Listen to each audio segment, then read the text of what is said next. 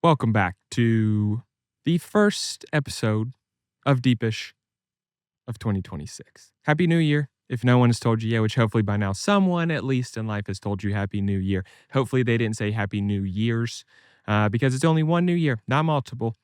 This is, I just posted an Instagram story before I recorded this introduction with my wife, and we were discussing how many phrases I get wrong and just don't know what they mean, which is surprising considering how much I don't like when people use the wrong tense of words.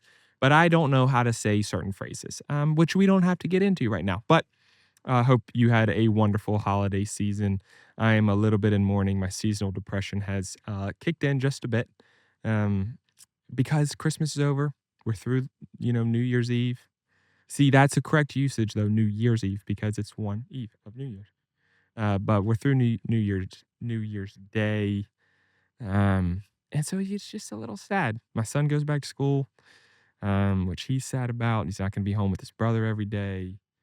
I just, I don't know. It's a rough time of year. January, February, March, they're just at least in March, we've got March Madness coming up, so I'll talk about that when that day comes.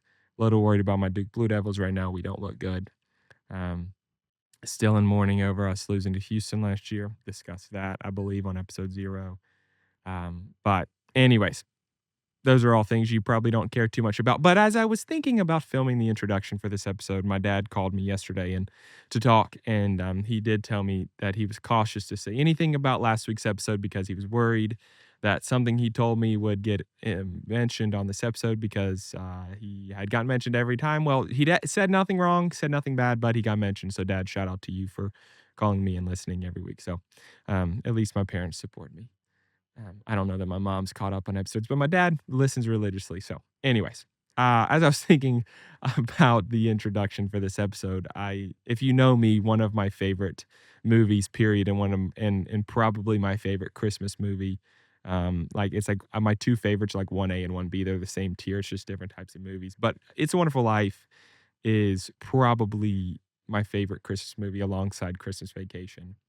And I was rewatching that last on New Year's Day, um, for the last time probably this year until next Christmas season. I tend to try to watch it one final time on New Year's Day, and something hit me in that movie that I don't think I've ever noticed before. It's never has hit me like it did watching it this time. But if you're not familiar with the movie, or even if you are, it's funny, when you go back and you watch movies for like the thousandth time, you start picking up on things that you've never seen before.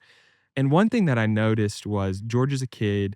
He's in this dilemma of he works at a drugstore for um, the pharmacist, and he is asked to take medicine to this girl where he realizes that the druggist is his name is Mr. Gower. I think is right.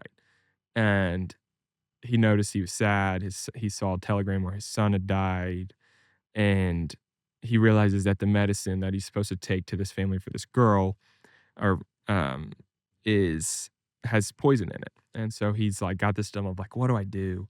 And he goes to his dad's office to ask his dad what to do rather than go deliver the medicine because, when you're a kid, the safest place to go is your dad. And when he walks in the office, um, the rich man in town, Mr. Potter, is in his dad's office. He wants to buy his business really because he saw the competition, and even though there was not a lot of money in it, and there's a sign in his dad's office that says, "All that you can take with you is that which you have given away." And I've never noticed it before. At the end of the movie, there's the whole scene where the movie is the dilemma of George thinks his life has amounted to nothing, and he feels like what he is doing is not what he was born to do, and it's drawn criticism, I think, from people over time. The scenes with his wife when she's in a maid and some of that stuff. But the end of the movie always strikes me because I think in this life it's super easy for us to live it in a sense of where we have no idea the impact we actually have on other people. No matter how influential or powerful or successful we may be, we have an impact over everyone in our lives in some regards. And at the end of that movie, everybody comes in and like it finally clicks for George of like he was born to live the life he was in, even though it might not feel like it because he hadn't attained the dreams and desires and goals that he had. And everyone comes in and like I literally bawl like a baby every time when his brother comes in and he goes, "My brother George, the richest man in town." It's just a beautiful, I think a beautiful scene where like this guy finally, it clicks for him finally. But I'd never noticed that sign in his dad's office of where it says, "All that you can take with you is that which you have given away." And I think it just struck me going into a new year, which this is probably a little deep. I mean, but it is called Deepish. So what do you want me to say? But it just struck me in a different way because, as coming into 2026, I think it's so easy to focus on what can I accumulate? What can I get? How can I personally be better at the end of this year? And what goals do I want to accomplish? And I think it just kind of, you know, reminded me of the importance of in life at the when it's all said and done, we're dead and gone.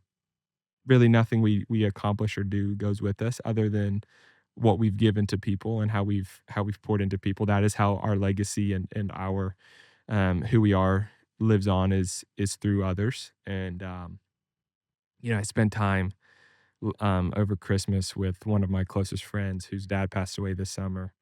And we talk a lot.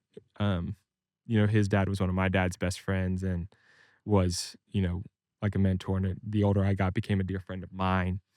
And we've talked a lot about like the legacy that lives on through his dad. And, I think his dad is a perfect picture of, although he's physically not here, who he was and what he embodied. And, he was a Christian, loved the Lord. And actually the last few years of his life was a missionary for an organization called Score International, where he was just pouring into loving other people and pointing them towards the Lord. And whether you believe in that or not, it mattered to him and, matters to me.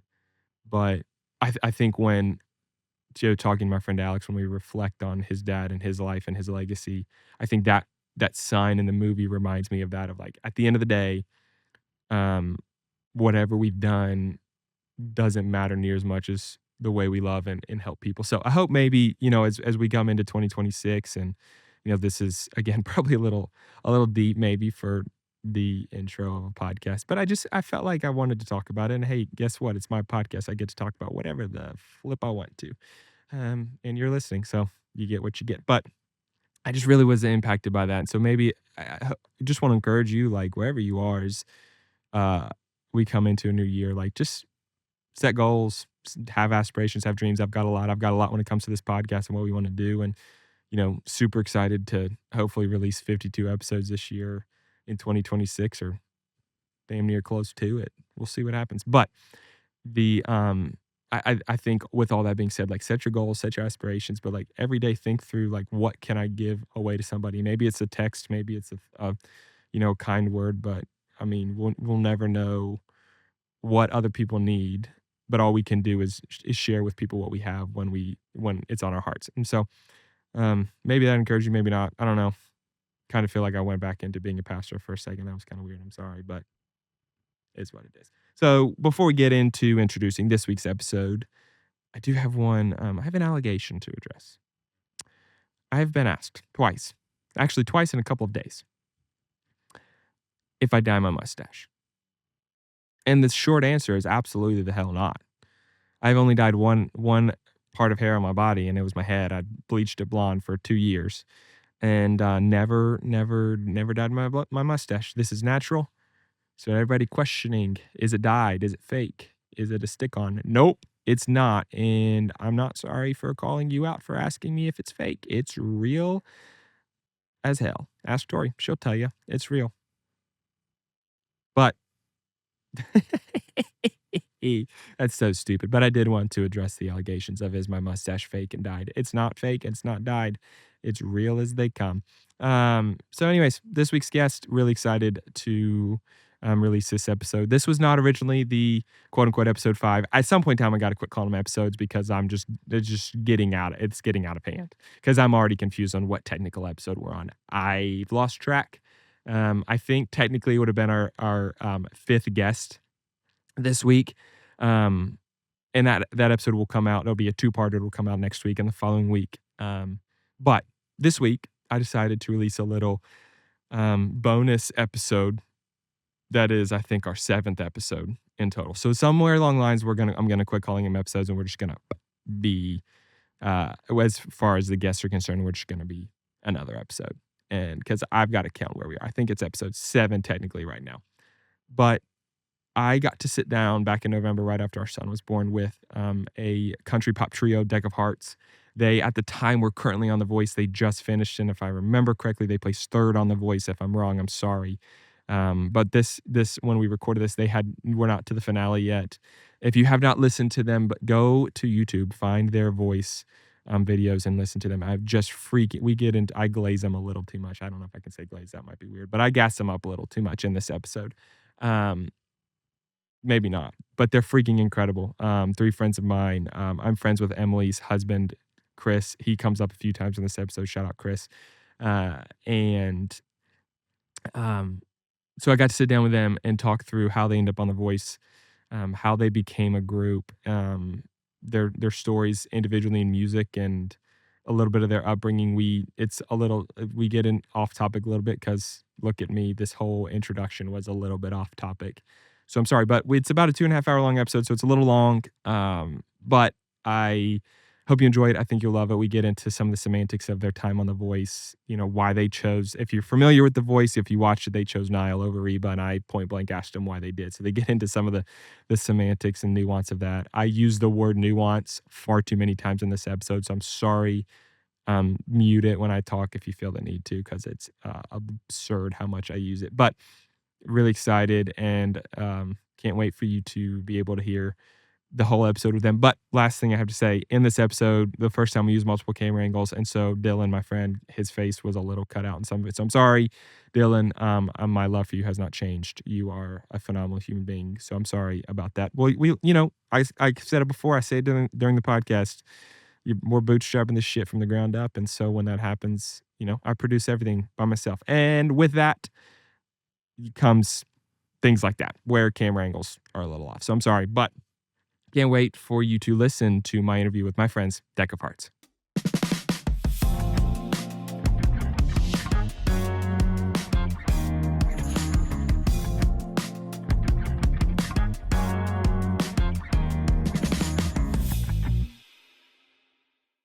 What's up, everybody? We're back. Another episode of Deepish.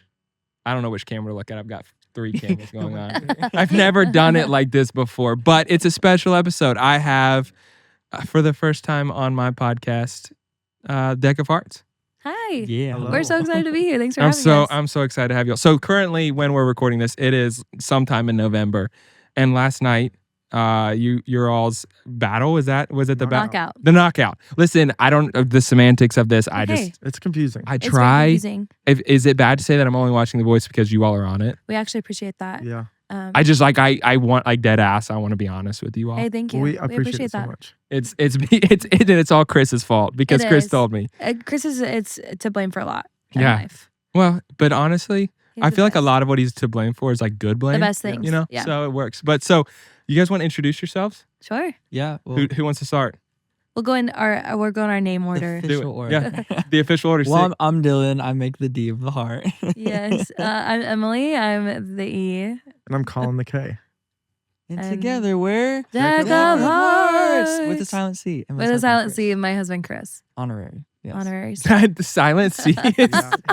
Chris loves. And the silent show C. loved that as well. It did. They loved calling him the silent C. What was it? He was on the first episode, right? He was. That's made my life. He actually they made it like a GIF of Mhm. him in the no comment. In way. the comment section. and he like as a content creator, as a Twitch Yeah. guy, I could Shout see out that Oren Son he- O on Yeah, Twitch. he was like living his best life. That's what he's wanted. You could tell he was like Oh, glowing, which I would have Yeah. been like mortified because for I'm sure. yeah, but he's not that way, and I love that about No, him. he's not at He's all. the best. Yeah, so that is how I got to know you all, is through Chris. Yeah. So Chris and I are in a small group at church, which ironically I learned last night. This is how effective I am at attending small groups at church. The 3 of us are also in the Same same small small group. Have not crossed paths, and when No. they say small group, it's like It is a maybe small- 6. Yeah, they know it's like legit small. It is Yeah. like all people who attend church, they want small group. This is literally the definition of it. But so in my defense, I have a 4-week-old. I don't know how old he is. He's 4 He's weeks 4 old. weeks old. Your wife told me earlier. Thank you, Emily. At least Yeah. one of us knows. So Totally. it's like, so last night someone was talking in the group chat, literal group chat, and it was in that moment Dylan said, "We have a interview for DEK of Hearts tomorrow," and I'm like, "Yo, what?" Wait, that interview is my interview. Yeah, That's I so literally- funny. And that was the moment that I was like, I knew 2 new random guys didn't have a number saved joined, and sure enough, it was That's you all. crazy. That That's is so It funny. was in that exact moment. It was like I 9 love o'clock that. last night, and I'm like, Huh. oh, what? Wait a second. That is so. So, Yeah. I mean, you guys clearly are on The Voice this season. I want to get into some of the nuance of that and what that journey's been like for you all. We've already chatted a little bit about it Yeah. before we started. So I do want to get there.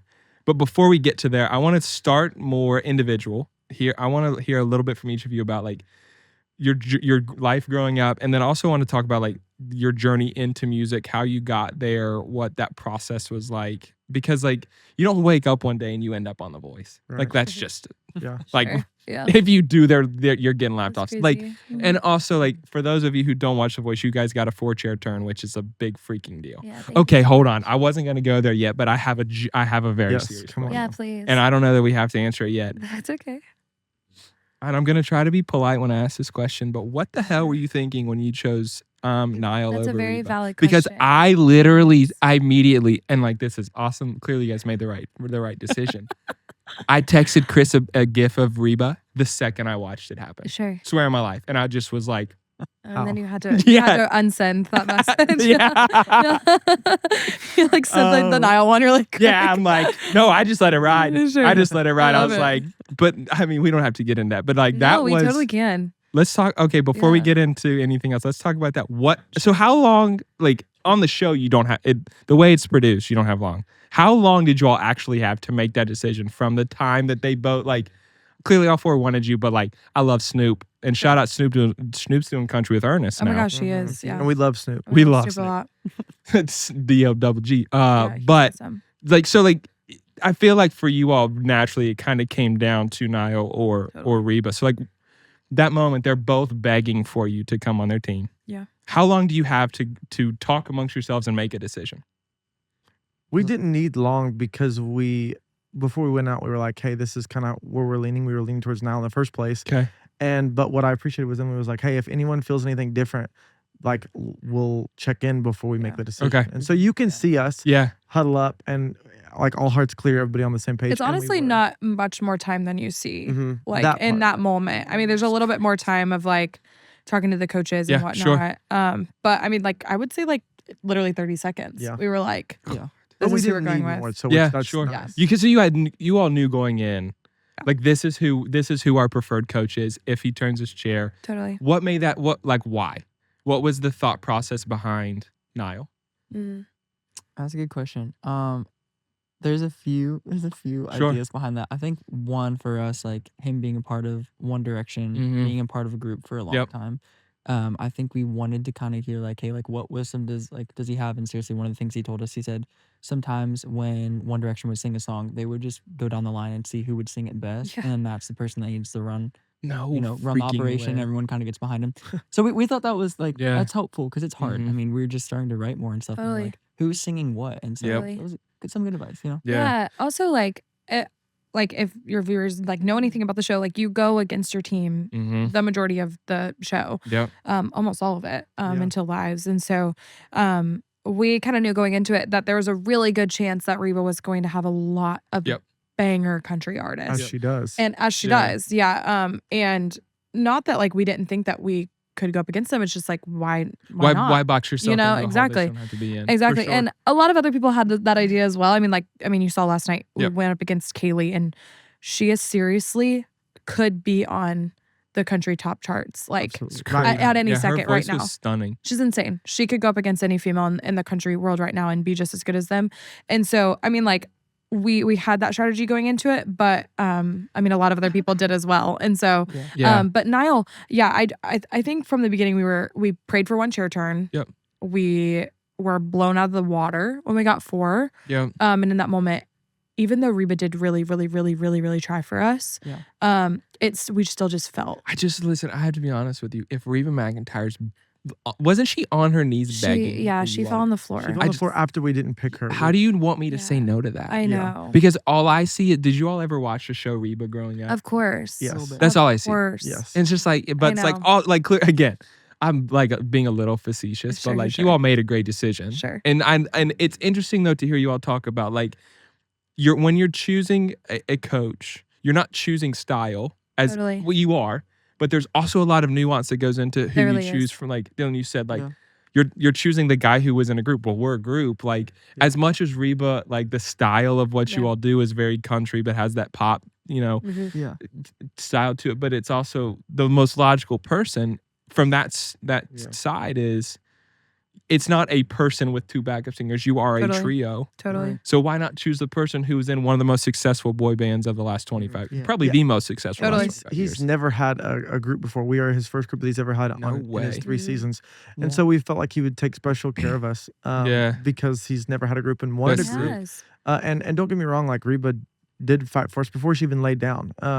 She was fighting for us. And like, I think the hardest part for me was when she said, I want to take you to the finals and on my team, I hope or something. Yeah. Like and I was like, oh wow, like that's a big promise to be making after seeing us sing for 90 seconds. Totally. But what I'm thankful for is throughout this process, she's still been so sweet and waved at us and hugged us after which has been seriously so awesome. But although we did make that decision with some strategy, like picking Niall because we didn't want to compete against all the other country artists. We didn't realize how great of a marketing tactic that was going to be because the next day, the next day, all we saw across all platforms was this trio's got Reba on the floor. This was the biggest shock. No, literally everywhere. I mean, I think I saw it on every platform, which is wild. No idea. Well, and so I think that side of it's crazy because then that kind of takes us back. I want to take that back to my initial question of like, you grew up in Indiana. You grew up in Ohio, small town Ohio. You grew up small town Indiana. You grew up small town Missouri. Correct. What is it like for those small town kids to now be in your mid-20s and you're on national television? Yeah. And like to the point of one of the greatest country singers of all time, like and arguably top 5 greatest female vocalists of all time. Is begging for you to be on her team. And the team you're on is, I mean, the greatest boy band in the last 20 years. Totally. And one of the greatest of all time. Right. Yeah. So like, what is that like? What's that like for you when you reflect on your journey as individuals, as artists to like, could you have ever dreamt that? No. I would, for me personally, You do. I would. Yeah, you got to tighten it super hard or it just like falls. Every episode I do, it just droops. It's just. Yeah, I had to like really tighten mine like that's tight great. That's great. That's perfect, dude. Perfect. I would say for me personally, like I tell this story at a lot of our shows, but I wanted to be Hannah Montana so bad growing up. Like who did it? Like no, respectfully, seriously. But like, she was like I wanted to be Hannah no, Montana. for real. Like it's so funny. I like remember watching the Hannah Montana movie when I was like I think like 13 or something when that came out, maybe younger. And like I remember seeing like the double life of like she would go back home and like she would walk inside and like would become Miley, but then like would get to go on the road and be Hannah. And there was always such a draw in a way that like present day, I'm like, there actually is something there. Like to why I was so obsessed with that, why I was so in love with that idea. And not because I love the idea of living a double life. I think it can exist in one. But now I'm getting to actually kind of do that in a way that when I come home, like when we're together or when I'm with my husband, like I'm just living a normal life. Like it's just a normal wife that does the laundry and washes the dishes. And I don't wash the dishes actually. Chris would clock me on that. Chris washes the dishes. But makes dinner and like. Okay, using the word clock. All right, I'll continue. And then I want to continue. No, and then I get to fly out to LA and sing and go to hair and makeup and do all of these wardrobe things. And like, I mean, like, we were literally joking as we sat down, like, where is Jim, to put the pillow behind our back to prop us up, because like That's so wild. that's how in depth it was on the show. Yeah. And yeah, you almost like get a little bit of like identity dysphoria, a little bit of like, Really? I am this like big time singer there, but like here we really are just like, I mean, I still work a full-time job. Yeah. I like, when we're trying to figure this out as Yeah. like what it looks like here. And so I would say small town girl, like I still feel like that person in a lot of ways, because I am like, you're never not going to be yourself. But I'm so eternally grateful for like the like little like view into what our life could be one day, because it really isn't that now. Like, Yeah, sure, like we rent the Cruise Americas and we go out and we have so much fun on the weekends, but like obviously we haven't made it big time yet. But I'm really, really, really grateful for that like glimpse into what could be. Yeah, we're as close as we've ever been. Seriously. Yeah. Which is cool. Like, so as you're wild out to there, think and about. I heard the only other trio, well, not, we haven't won, but the only trio to ever win is a girl named Tom. And I heard them do an interview, and they were talking about like how when they were out there in LA, they felt like this huge like imposter syndrome, because there was like 100 other in the beginning. Yeah. There's like 100 other people out there that are so talented and have so much vocal agility and so much power and something so different than what they had to offer. And I think we ran into that a lot. I just remember as the like blind auditions were happening and all of this was going on, I was like, I just kept feeling like, oh my gosh, when are they gonna find out? Especially like once it went live, like to the nation. Like where people were like, oh my gosh, DEK of Hearts, for your turn. I was like, when are they gonna find out that, we're not this, we're not who they think that we're gonna be. But now it's like, I mean, on Sunday, Robbie preached a wonderful sermon about like, if you feel called to it, live in it. And so like, it's not really our doing anyway. Like, if you were to look at my life up to this point, like I couldn't have done all of this in my own ability. And that's what I think is the most refreshing thing about this. You asked about like, how did we get here? And it's crazy to reflect from the beginning. Like, I mean, when I was a little boy, I mean, you could just go into so much depth there. Like I was a little boy, and I was like born with a little disease called ITP, and that prevented me from going into sports when I was younger, which I wasn't very good at it anyway, so that was wonderful. And so like, then, well, are any of us really that yeah, good at right. sports? Not anybody in this room, right? Not in this room. In another life, I'm a professional golfer, but Yes. Not me. But and so then like I got into music, and I had we all have wonderful small town hometown like communities that support us, and I felt so loved from my community. And so then like I tried so many things. Like in high school, I played a lot of music, and when I was 18, I got to do a senior project that the school just happened to implement that year. And I asked a Grammy award-winning artist and member of the Grand Ole Opry, Rhonda Vincent, to write some songs with me, and we ended up putting on a show. And then that opened some more doors. And then I was going to school, and I was doing real estate, and I was going to school to be a teacher, maybe a principal.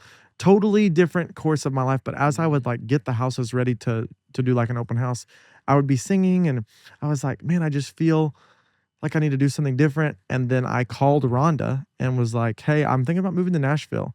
And I was working at a church, and they sent me to Nashville to do a worship workshop with Stephanie Gretzinger.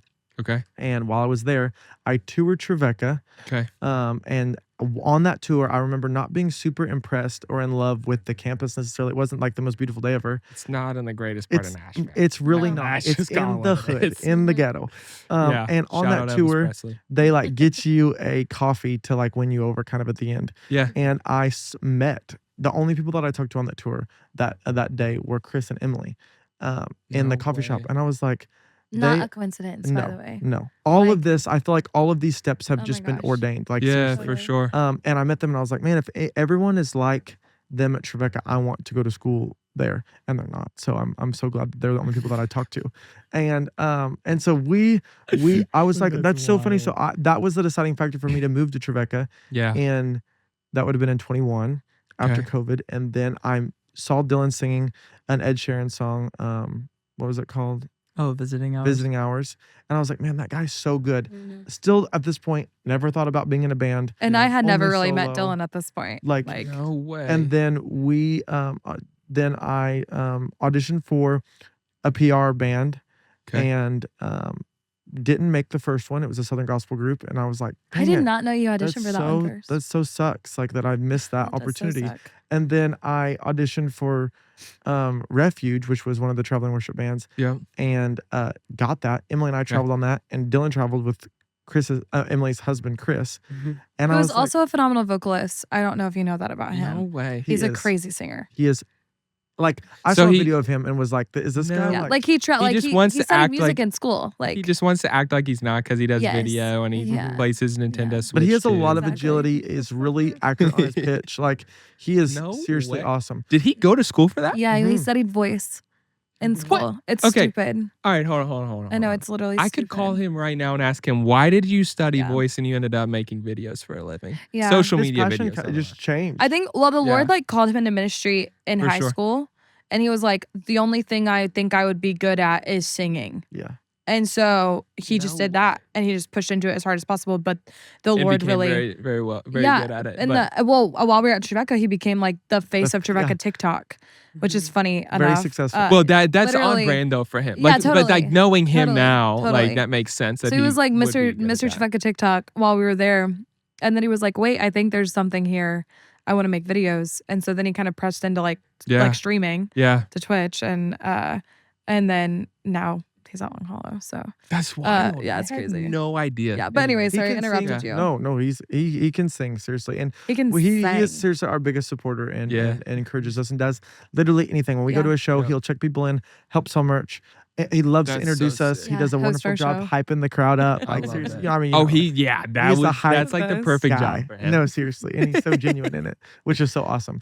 But it's just crazy, like looking back at how it's all pointed Mhm. in this direction. And Yeah. so, like, For real. while people are tuning in and they're saying like, well, they just happen overnight. Like, we have been together less than 2 years, like a little That's over so 18 months, wild. As a band, and it's insane what's happened so Yeah. fast. But it's been all of the preparation up to Yeah. that point. Like, my gosh. Well, and I we- think you make a great point though. It's like, sorry to interrupt you, No. but like Please. when you see success, that and I feel like this has become much more common to talk about, but like everyone automatically thinks it blew up overnight. Yeah. Like, like you have whether you're a podcaster or a TikToker, like, Mhm. but like, and so for you all, it can come across that way because you've been together for such a short time. Yeah. But that's why I asked your individual journeys, because like you all have your own path that you have been on for 20 plus years Yep. that has made you who you are. Yeah. Mhm. You all, and then you didn't just wake up one day on The Voice, Sure. Yeah. And so I think that's the beautiful thing about life though, is like it's nothing in life happens immediately. Mhm. Like whether you want it to or not, Right. like whether no one becomes great at anything Yeah. instantly. Some people do because they're just gifted Yeah, at true. certain things. But you know what I mean? So it's like absolutely. that is the beautiful part of life though, I feel like, is that although you all have been together for less than 2 years and you're now on a national stage singing on live on television, it didn't just happen, Yeah. you know? Yeah. So I interrupted you. No, and I think that's beautiful. Yeah, and I think people like they didn't get to see the bar gigs that we did for 4 hours. That there was 2 people there and we grinded. Hey, which for 4 honestly hours goes to make- kind of hard. Bar No, gigs are low key yeah. fire. They do. And yeah. we made Yeah. seriously. We were making pennies on the dollar. Like Yeah. we all had full-time jobs at that time. Yep. We were going and driving, not necessarily downtown, but like on Demumbrian. Like Yeah. that's Shout out Music we Row. don't really love downtown. A little Mhm. rough for us, but we spent yeah, 4 hours I and we mean- would grind. And Yeah. I think that's what kind of my boss told me, Rhonda. She was like, "Hey, you cannot bypass experience. Yeah. And No. so you've got to get out there and Yeah. you've got to grind." And I felt like we really did grind. So I don't Yeah. think do I feel like the Lord laid this in our lap? Yes, but I feel like we have been good stewards Yep. For to sure. get to this point, and that's Mhm. what's got us here. Like I feel like what would be so cool if this happened in the next year, like, is if we got to play the Opry. That's our like dream, Mhm. is to play the Opry. And God, that'd what's be so crazy incredible. is that's been my dream forever. Really. And when I first moved to Nashville, Rhonda got me a Mhm. job doing artist relations and backstage tours. And so I would give tours, okay, and on the stage as a job every single day. And every time I passed a circle, people would take a picture in that iconic circle Yeah. from the Ryman.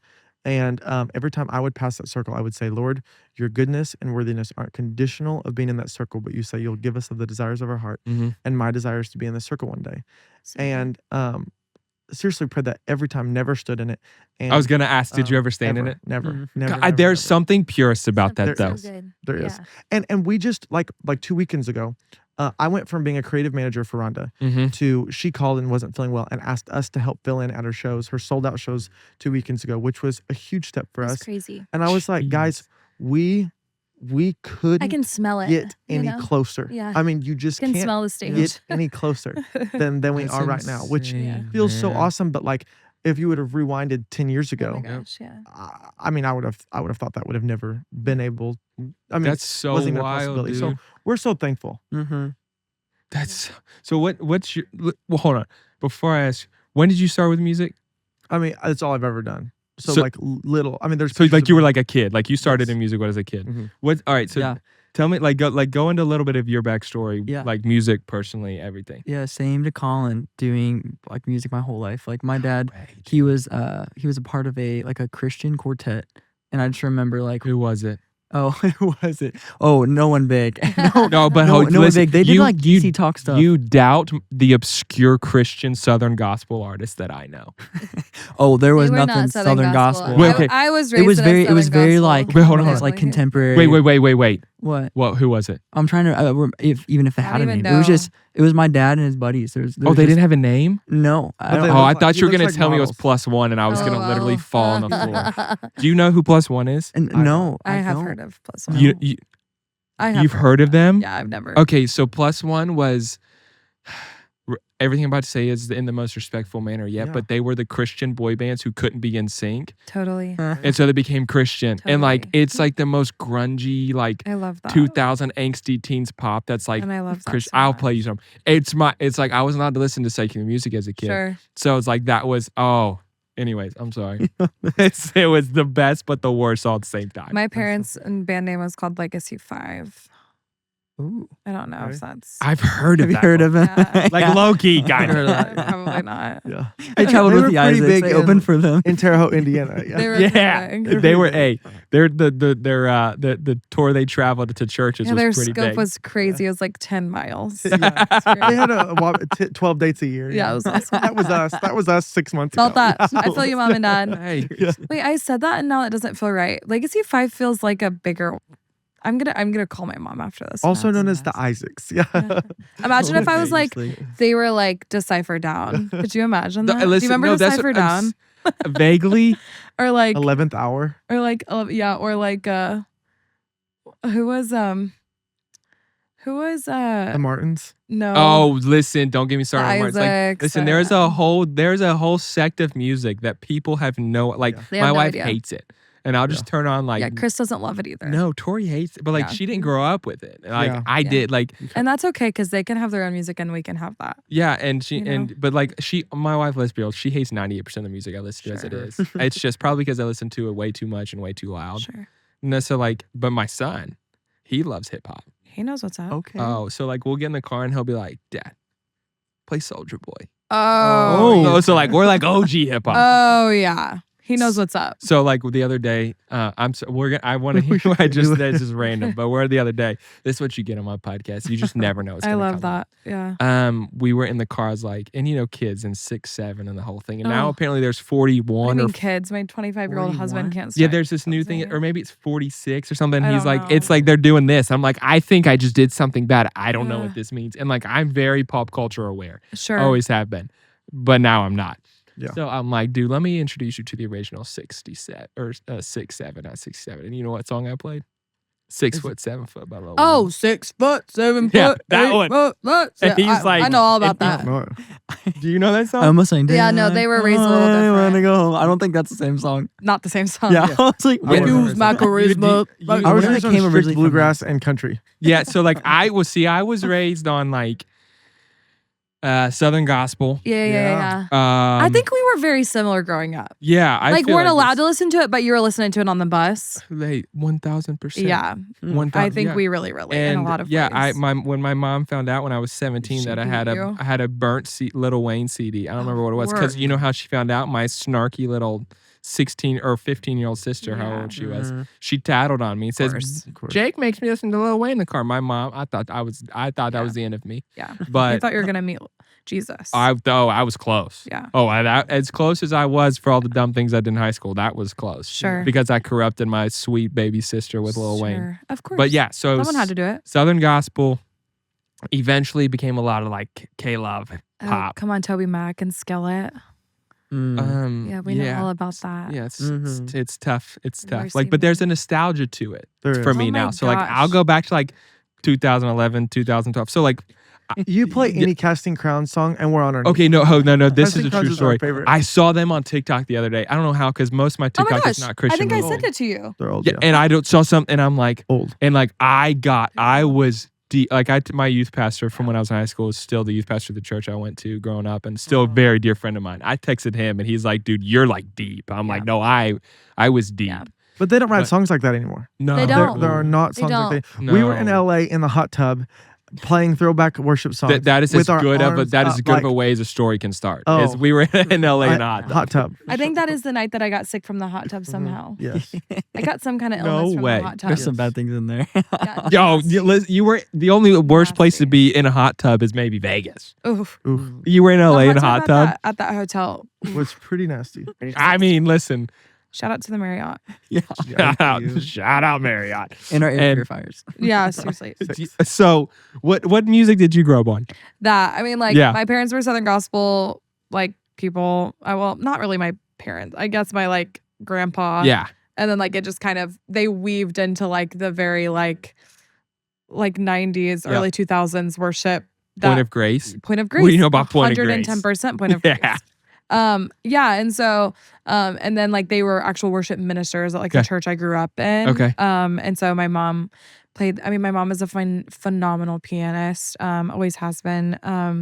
And so I grew up like the first song, like I remember singing Revelation song. Yep. Oh, come on. And just like gripping the microphone for dear life and like yelling and hoping it would come out, you Yeah. know? And that's honestly still my strategy to this day.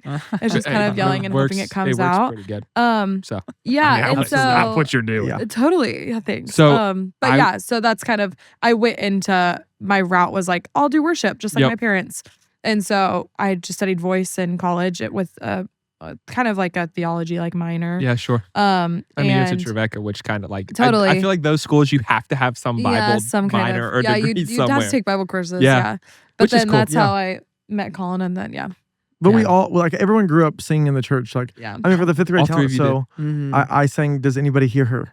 I think it's 10th Avenue North, or is that No, that was Casting Crowns. that was Casting Crowns? What Sorry, was I don't it? want to Was- get monetized or whatever it's We called. we did it. My Listen, I family was wish a they lot of would. like 10th Avenue North.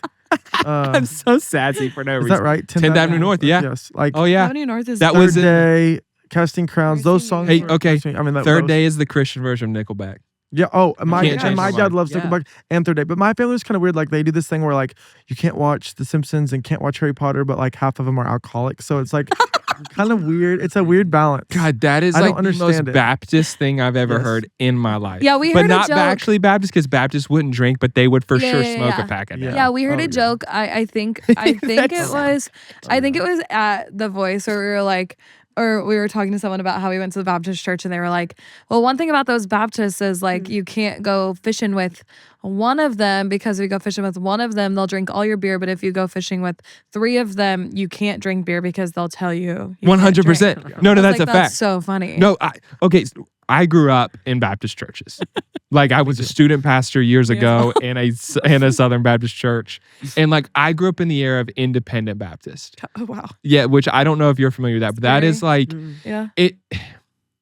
Yeah, it was just like KJV only. I wore suit and ties to Oh, church wow. until I was like 13. Yeah, like no, I mean it was like There hard. is one way. Yeah. Yeah. Which Oh, yeah. I would still believe there's one way, but maybe not. Yeah, no. Like I mean, it James was like Bible. it's He like is the one He way. is the one way. yeah, seriously. but it's like, have you seen the independent Baptist preacher like Instagram stuff? Like it's bad. I mean, no, I'm not gonna repeat anything because I don't agree with it, Please, but like, yeah, please don't. well, just because like I love everybody and like I don't want Totally. people like and these guys are hateful as hell. But anyways, I digress.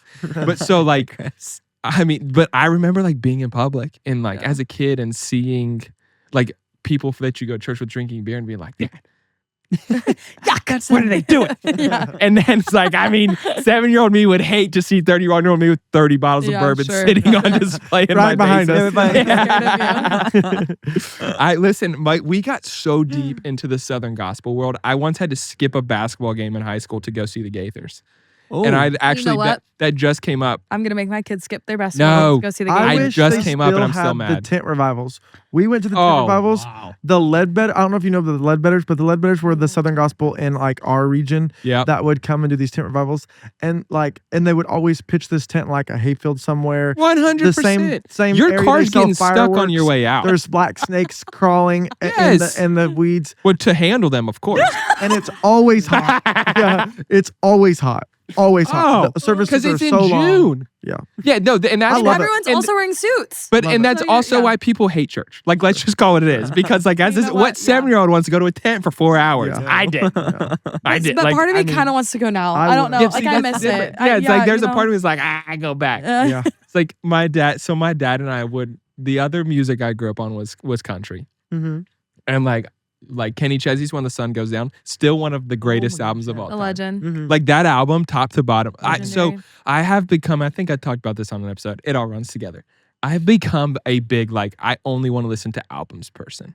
Hmm. So like I have playlists I've curated, Hmm. but I think there's a piece as an artist or like as a fan of music where an artist curates a body of work. Totally. And I think the generation of streaming music has ruined, in a sense, the body of work that an artist curates by just doing singles. Because like you think like so like that album is one that's like it's no skips top to bottom. Yeah. I also grew up on Alabama. Oh, I love My dad and I would Song of the South. Song of the we South. would- Dixieland Delight. I mean, come Yep. on. And then have you ever heard of Warrant? I don't think By I've heard. Alabama? No. Or- Warrant was a band. Yeah, they No. In like a no. 70s. So like they have a song that was like my parents' song or something. So my dad and I would listen to that. But Love it. Wow. that's too completely random. All of everything I just said was completely random. But Hey, that was so good. I loved that. We learned a lot about each other in that little Yes. We did. in that little river off the conversation. Okay, but And hold we on. could, In all seriousness, I do think streaming has ruined music a little bit. Well, I mean, it's changed the game. yeah, it's definitely Like changed there the is a game. good side to it. Sure. Like the ease of, but I also like I just had this big hot take on this podcast. Like I think last episode, I low key hate streaming entertainment services because I think as great as it is from the ease of like my son can go back and watch all of Sweet Life of Zach and Sure. Cody and he's Mhm. done it 5 Oh, times. He's that's watched so Hannah good. Montana, which is love so like as a parent in this generation, I freaking love. Yeah. Yeah. But at the same token, the ease of it has ruined, in a sense, the beauty of you get like I mean you all are young or old enough Yeah. to like you get a VHS. Oh my gosh, yeah. You pop it in and you're like, rewind "Shh, it. it's at the end of it, and you have to wait 5 minutes because we were not Yeah. poor, but apparently we were too poor to have a rewinder. yeah. But so like, anyways, I just So you would have to rewind it yourself? well, no. So they used to You make would press- external. yeah, They used to yeah, make external ones that you could put in and rewind in like 30 Yeah, I seconds. think my brother. We had to rewind it in the VHS player. That would take 5 minutes. Yeah, 'cause it we was that's so what we slow. did. I didn't know Okay, there was yeah, another yeah, way. I hear Oh, you. yeah. Yeah, I yeah, didn't yeah. know there was My another way. I'm thinking my about that. cousin, who I thought we had more money than they did. They had a rewinder, and I was He was I rich. well, apparently they are. And sometimes they would eat them. yes, yeah, they dude. would eat them. One time it ate They would, my like, brother unravel bear, them. and I was like, Not we Brother gotta get Bear. another brother bear. Brother Yeah. Bear. That's my Hey. That's your jam. that's the only G movie that's ever made me cry. Still to this day would still to would this make day, me would yeah. make me cry. I could cry at about anything these days. It's you just had a kid, so Yeah, you're tired. Yeah. I mean, yeah. We don't. Yeah, I mean, You I'm don't not the one sleep. feeding the baby, but like, I got to get up to take 7-year-old to school. Yeah. So Right. like, Yeah. but I want to go. Yeah, Hey, I mean, Dylan. it's Hey, it's Dylan, tell us about yourself. equivalent. It's equivalent. Yeah. So let's Dylan over here on backtrack. the couch. Yeah. Yeah, So- no, but very, very similar to them. Like, grew up in the church, Yeah. grew up singing from a super young age. And then so Really? music, like seriously, just like Colin, like music is what I've done my whole life. And so I Mhm. feel like it was, to me, I was like, I feel like it's the right next step. And my parents had kind of pushed me like, hey, you should go to Nashville if you want. Like that's where, or go to Do your somewhere. parents encourage you to do it? Yeah, they did. That's Yeah, my so uncle, sick, dude. he modeled and did music in New York when he was in his early 20s. And so he would like give me guitar lessons here and there when I was young, when I started picking up guitar. And he said, Dylan, he's like, no matter what, he said, pursue the dream like until you can't. And he's like, I stopped because I met my wife or my future Mhm. wife and I wanted to have a family.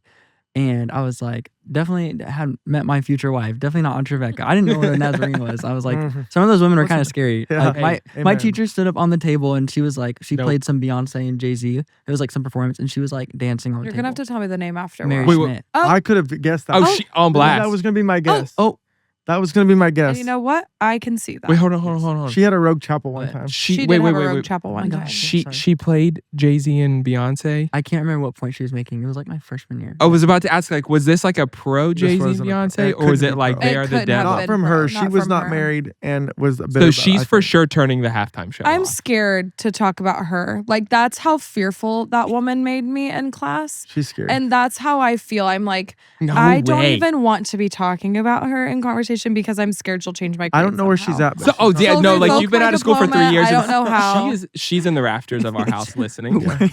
She doesn't do in the air podcasts. ducts. She doesn't do streaming. Oh yeah, no, you're so right. She's- And Oh, I so don't. we're She's saying. not. VHS, I don't think we're she's at good. Trevecca anymore either. no, she. No. I think that was really bad. God bless her heart.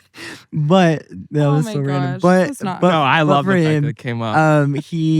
yeah, anyways, he was just like, I like looking back, I wish I could have done it, but just the timing wasn't right. Yep. And so anyways, like when I went to Trevecca and I went to this thing called Camp Electric, which Emily also went to. Yeah. And I think we were Wait, there at the was same Joe time. Jonas there? That'd be crazy. What?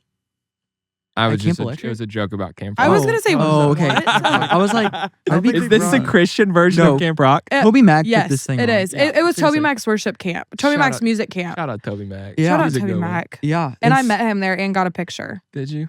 I could probably pull it up if you want to. City. You remember his song "City on Our Knees"? City on Oh, come on. I was like the hardest song that like I wasn't allowed to listen to hip hop at that stage Weeping. of my life, so I would listen That's to what made that. Hey, who sings "Give Me Your Eyes"? Oh, Brandon Heath, Give dog. me Oh, your eyes love for Brandon just Heath. one second. 88.3 The Wind used to Yeah, wear that wear song. that 88.3. song out. WBGL baby. Come on. Okay. We had K Love.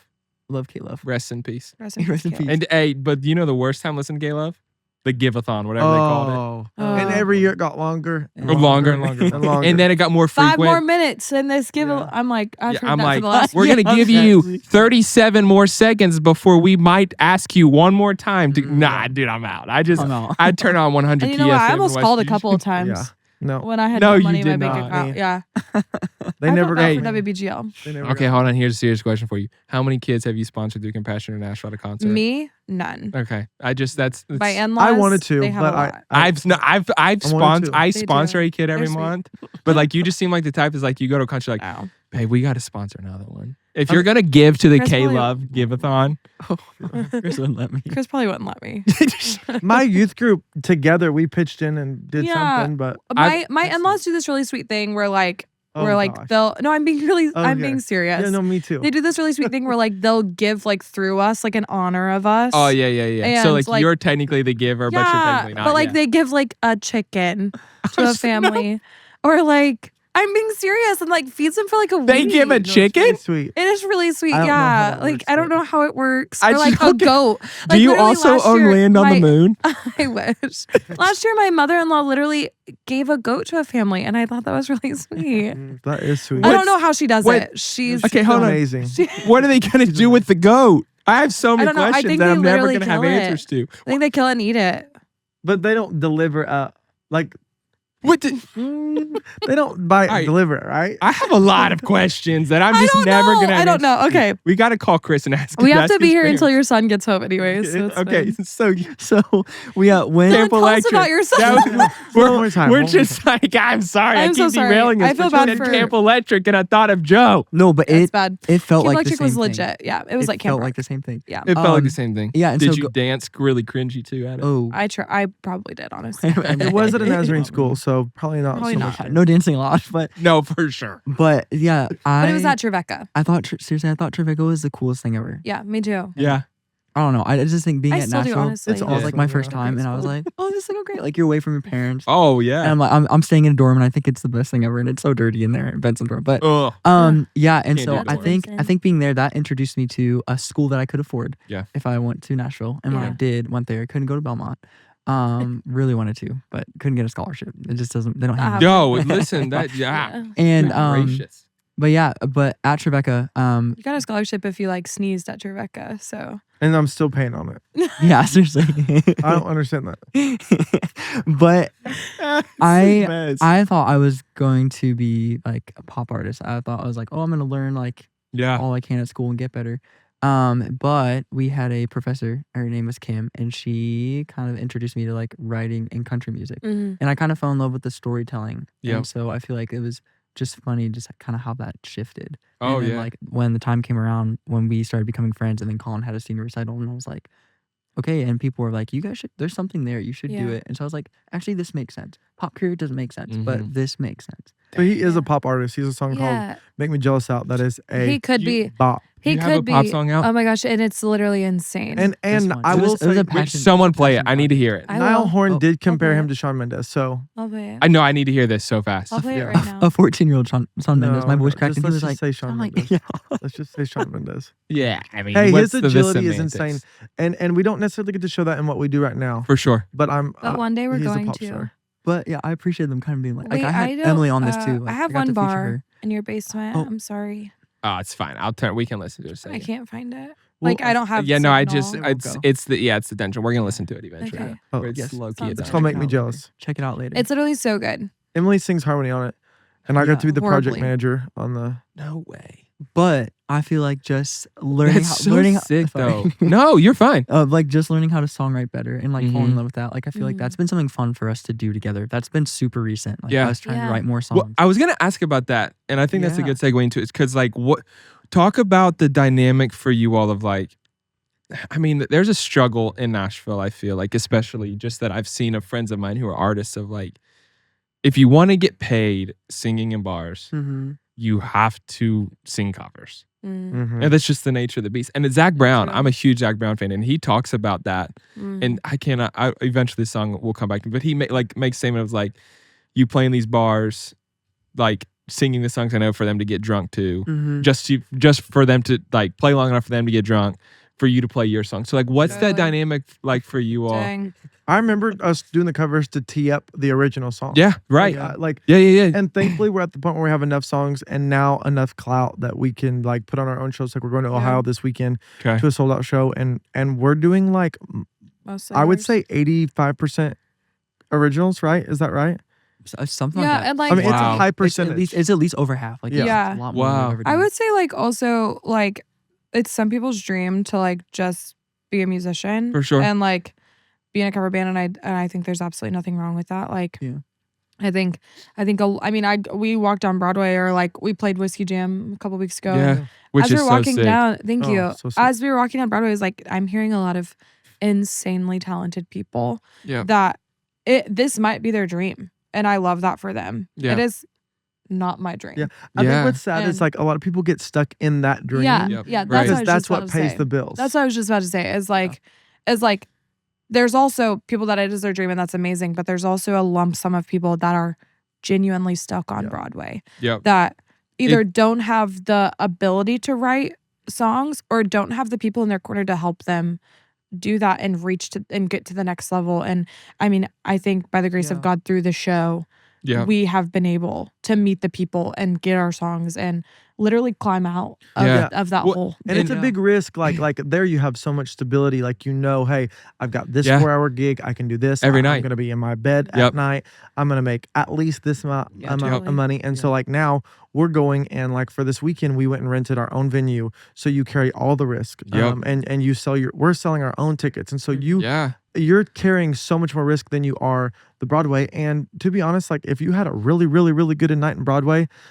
you could make probably as much money as we're gonna make, but we're trying to Yeah. invest in ourselves and like Well, the original as an music that artist. we're And I doing. do feel like there's I mean, like I have a friend of mine. She's insanely talented. She was on episode 3 of this podcast. Okay. Her name's Madeline Carter.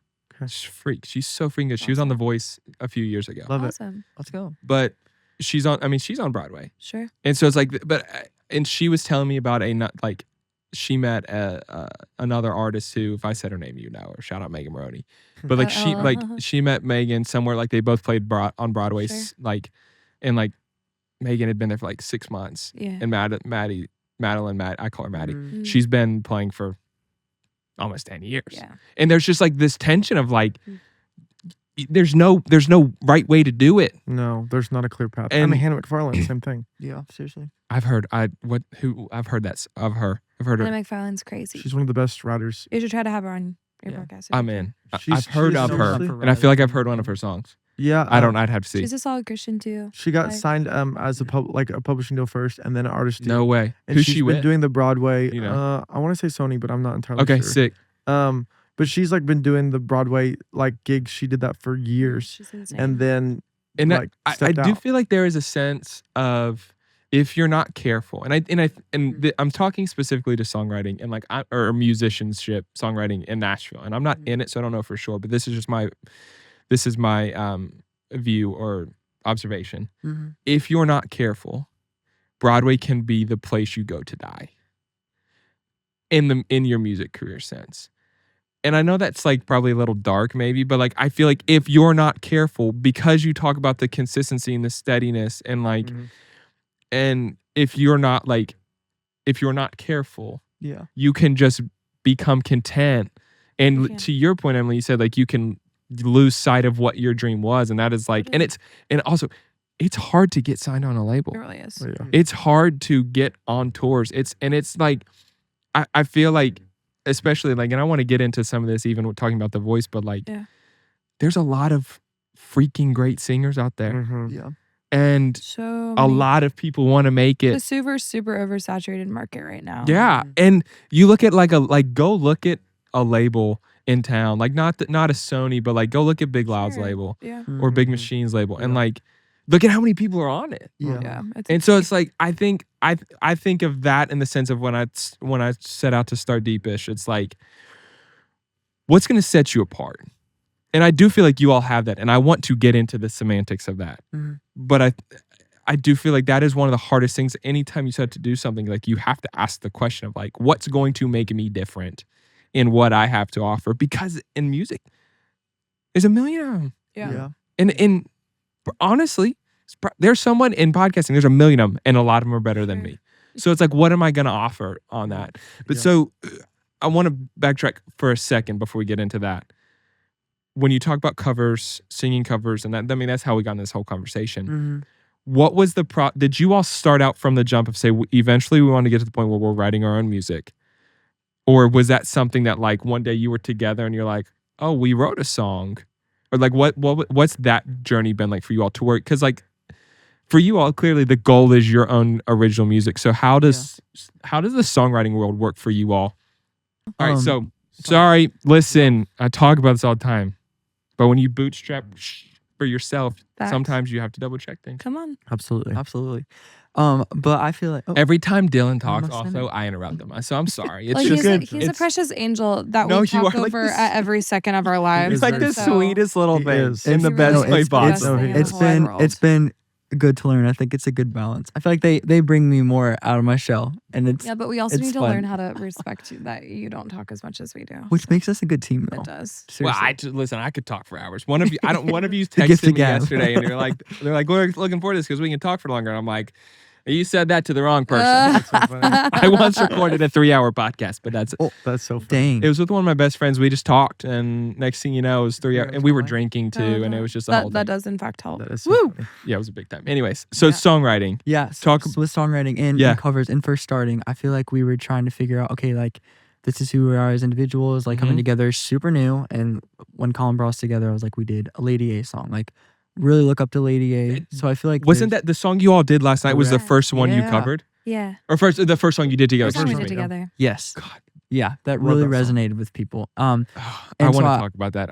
But continue. Yeah, and so I feel like it was trying to figure out like, hey, like what songs can we come together on that kind of bring Mhm. our individual styles into like groups like Lady A. That was a huge one. But I feel like you curate a set list for Broadway. You're like, okay, like people might be drinking. Like we want songs that people can just easily listen to. Yeah. Probably can't do deeper stuff yet, which is okay. Yep. And so I feel like after you do the reps and it's 3-4 hour shows, and Yep. so you figure out what songs go well, what songs don't go well, especially teasing original music. Like you get a good feeling for if we would put something out next, would it be this one? And then Yep. the audience will, give you that yes or no, and you just keep trying things and mix it around. But I think we eventually got to a spot where we had, let's say, a good 2 hours worth of solid music. Mhm. Like we've done it so much. Like Mhm. when you're saying the danger, I Mhm. feel like if you do something, you can kind of like, it's easy to check out. Like it's easy Oh, to for sure. check out. Cause I'm like, Just we turn don't off. practice. I'm like, our practice is we've saying, I want to dance with somebody so many times, you know? Yep.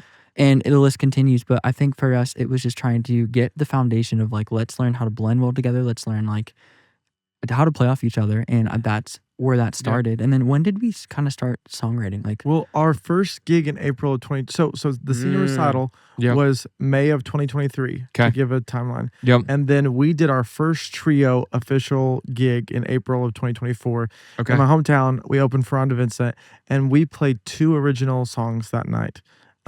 So from the jump, you all were doing originals. Yeah, in a we had sense. for my senior recital, we had written a song called "The Risk" about like Yes. moving away and taking a chance and doing music. Yep. So we had that one, and then Dylan had written a song called "First Time," and we didn't really have much to do with that at all. Okay. And he had written that, and so we played that night. But to be honest, we weren't that first gig.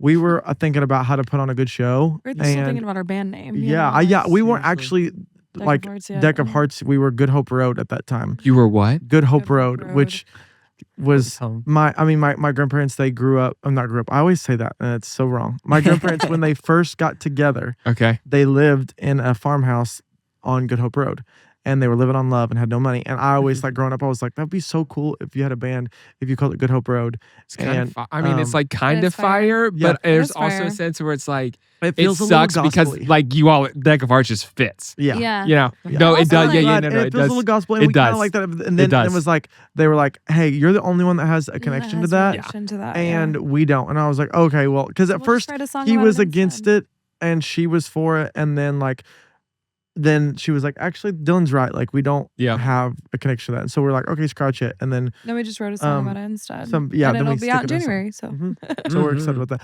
But That's but so sick. It in, does in feel April, gospel though. we were just Yeah. like, You "Hey, could have done Gospel Sunday on the General Jackson Showboat. hey, you know what? I'm sorry. I I just love had it. to We interrupt love the you. General Jackson. I And love the we- General Jackson. we do- Go so hard. We have done a worship event, and we were like jokingly, we're like, "It's Good Hope Good Hope Road, Road, yeah. not Deck of Hearts." But It's I your think alter ego in It music.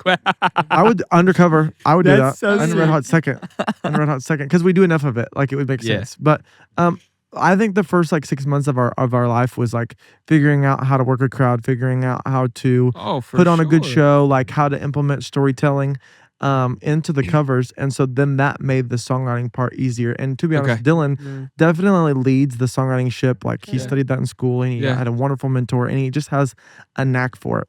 Yeah. But when you we're talking about like, you might not be the best at something, but you Mhm. should be different. Like I heard Dolly Parton say one time, like you've got to be the first, the best, or different. Yep. And we're definitely not the first. Yep. And probably not the best. And Very so we're different, And I think Yeah. I think we are something different. Like I think it was hard for us to catch on in the beginning because we were like, are we different? And Yeah, then like sure. enough people were like, hey, there's something special there. And we Yep. all have such unique sounds coming into Deck of Hearts. Yeah. It is so interesting now looking back. I feel like we have enough confidence to be like, okay, there is something unique here. Yeah. Yeah, absolutely. No, I think that, I mean, you said so many different things in that I found that I think are interesting. First of all, being compared to Dolly Parton, shout out. Me and Dolly are just the same person, have the same For sure, I can see a lot of like similarities. Yeah. Dolly would wear an Elvis Presley sweatshirt. I would I'm, love that. I'm being facetious. Wonderful. She fit. probably would wear a pink. She would for sure wear. Oh, She would yeah. love that. Yeah. It would be form fitted though.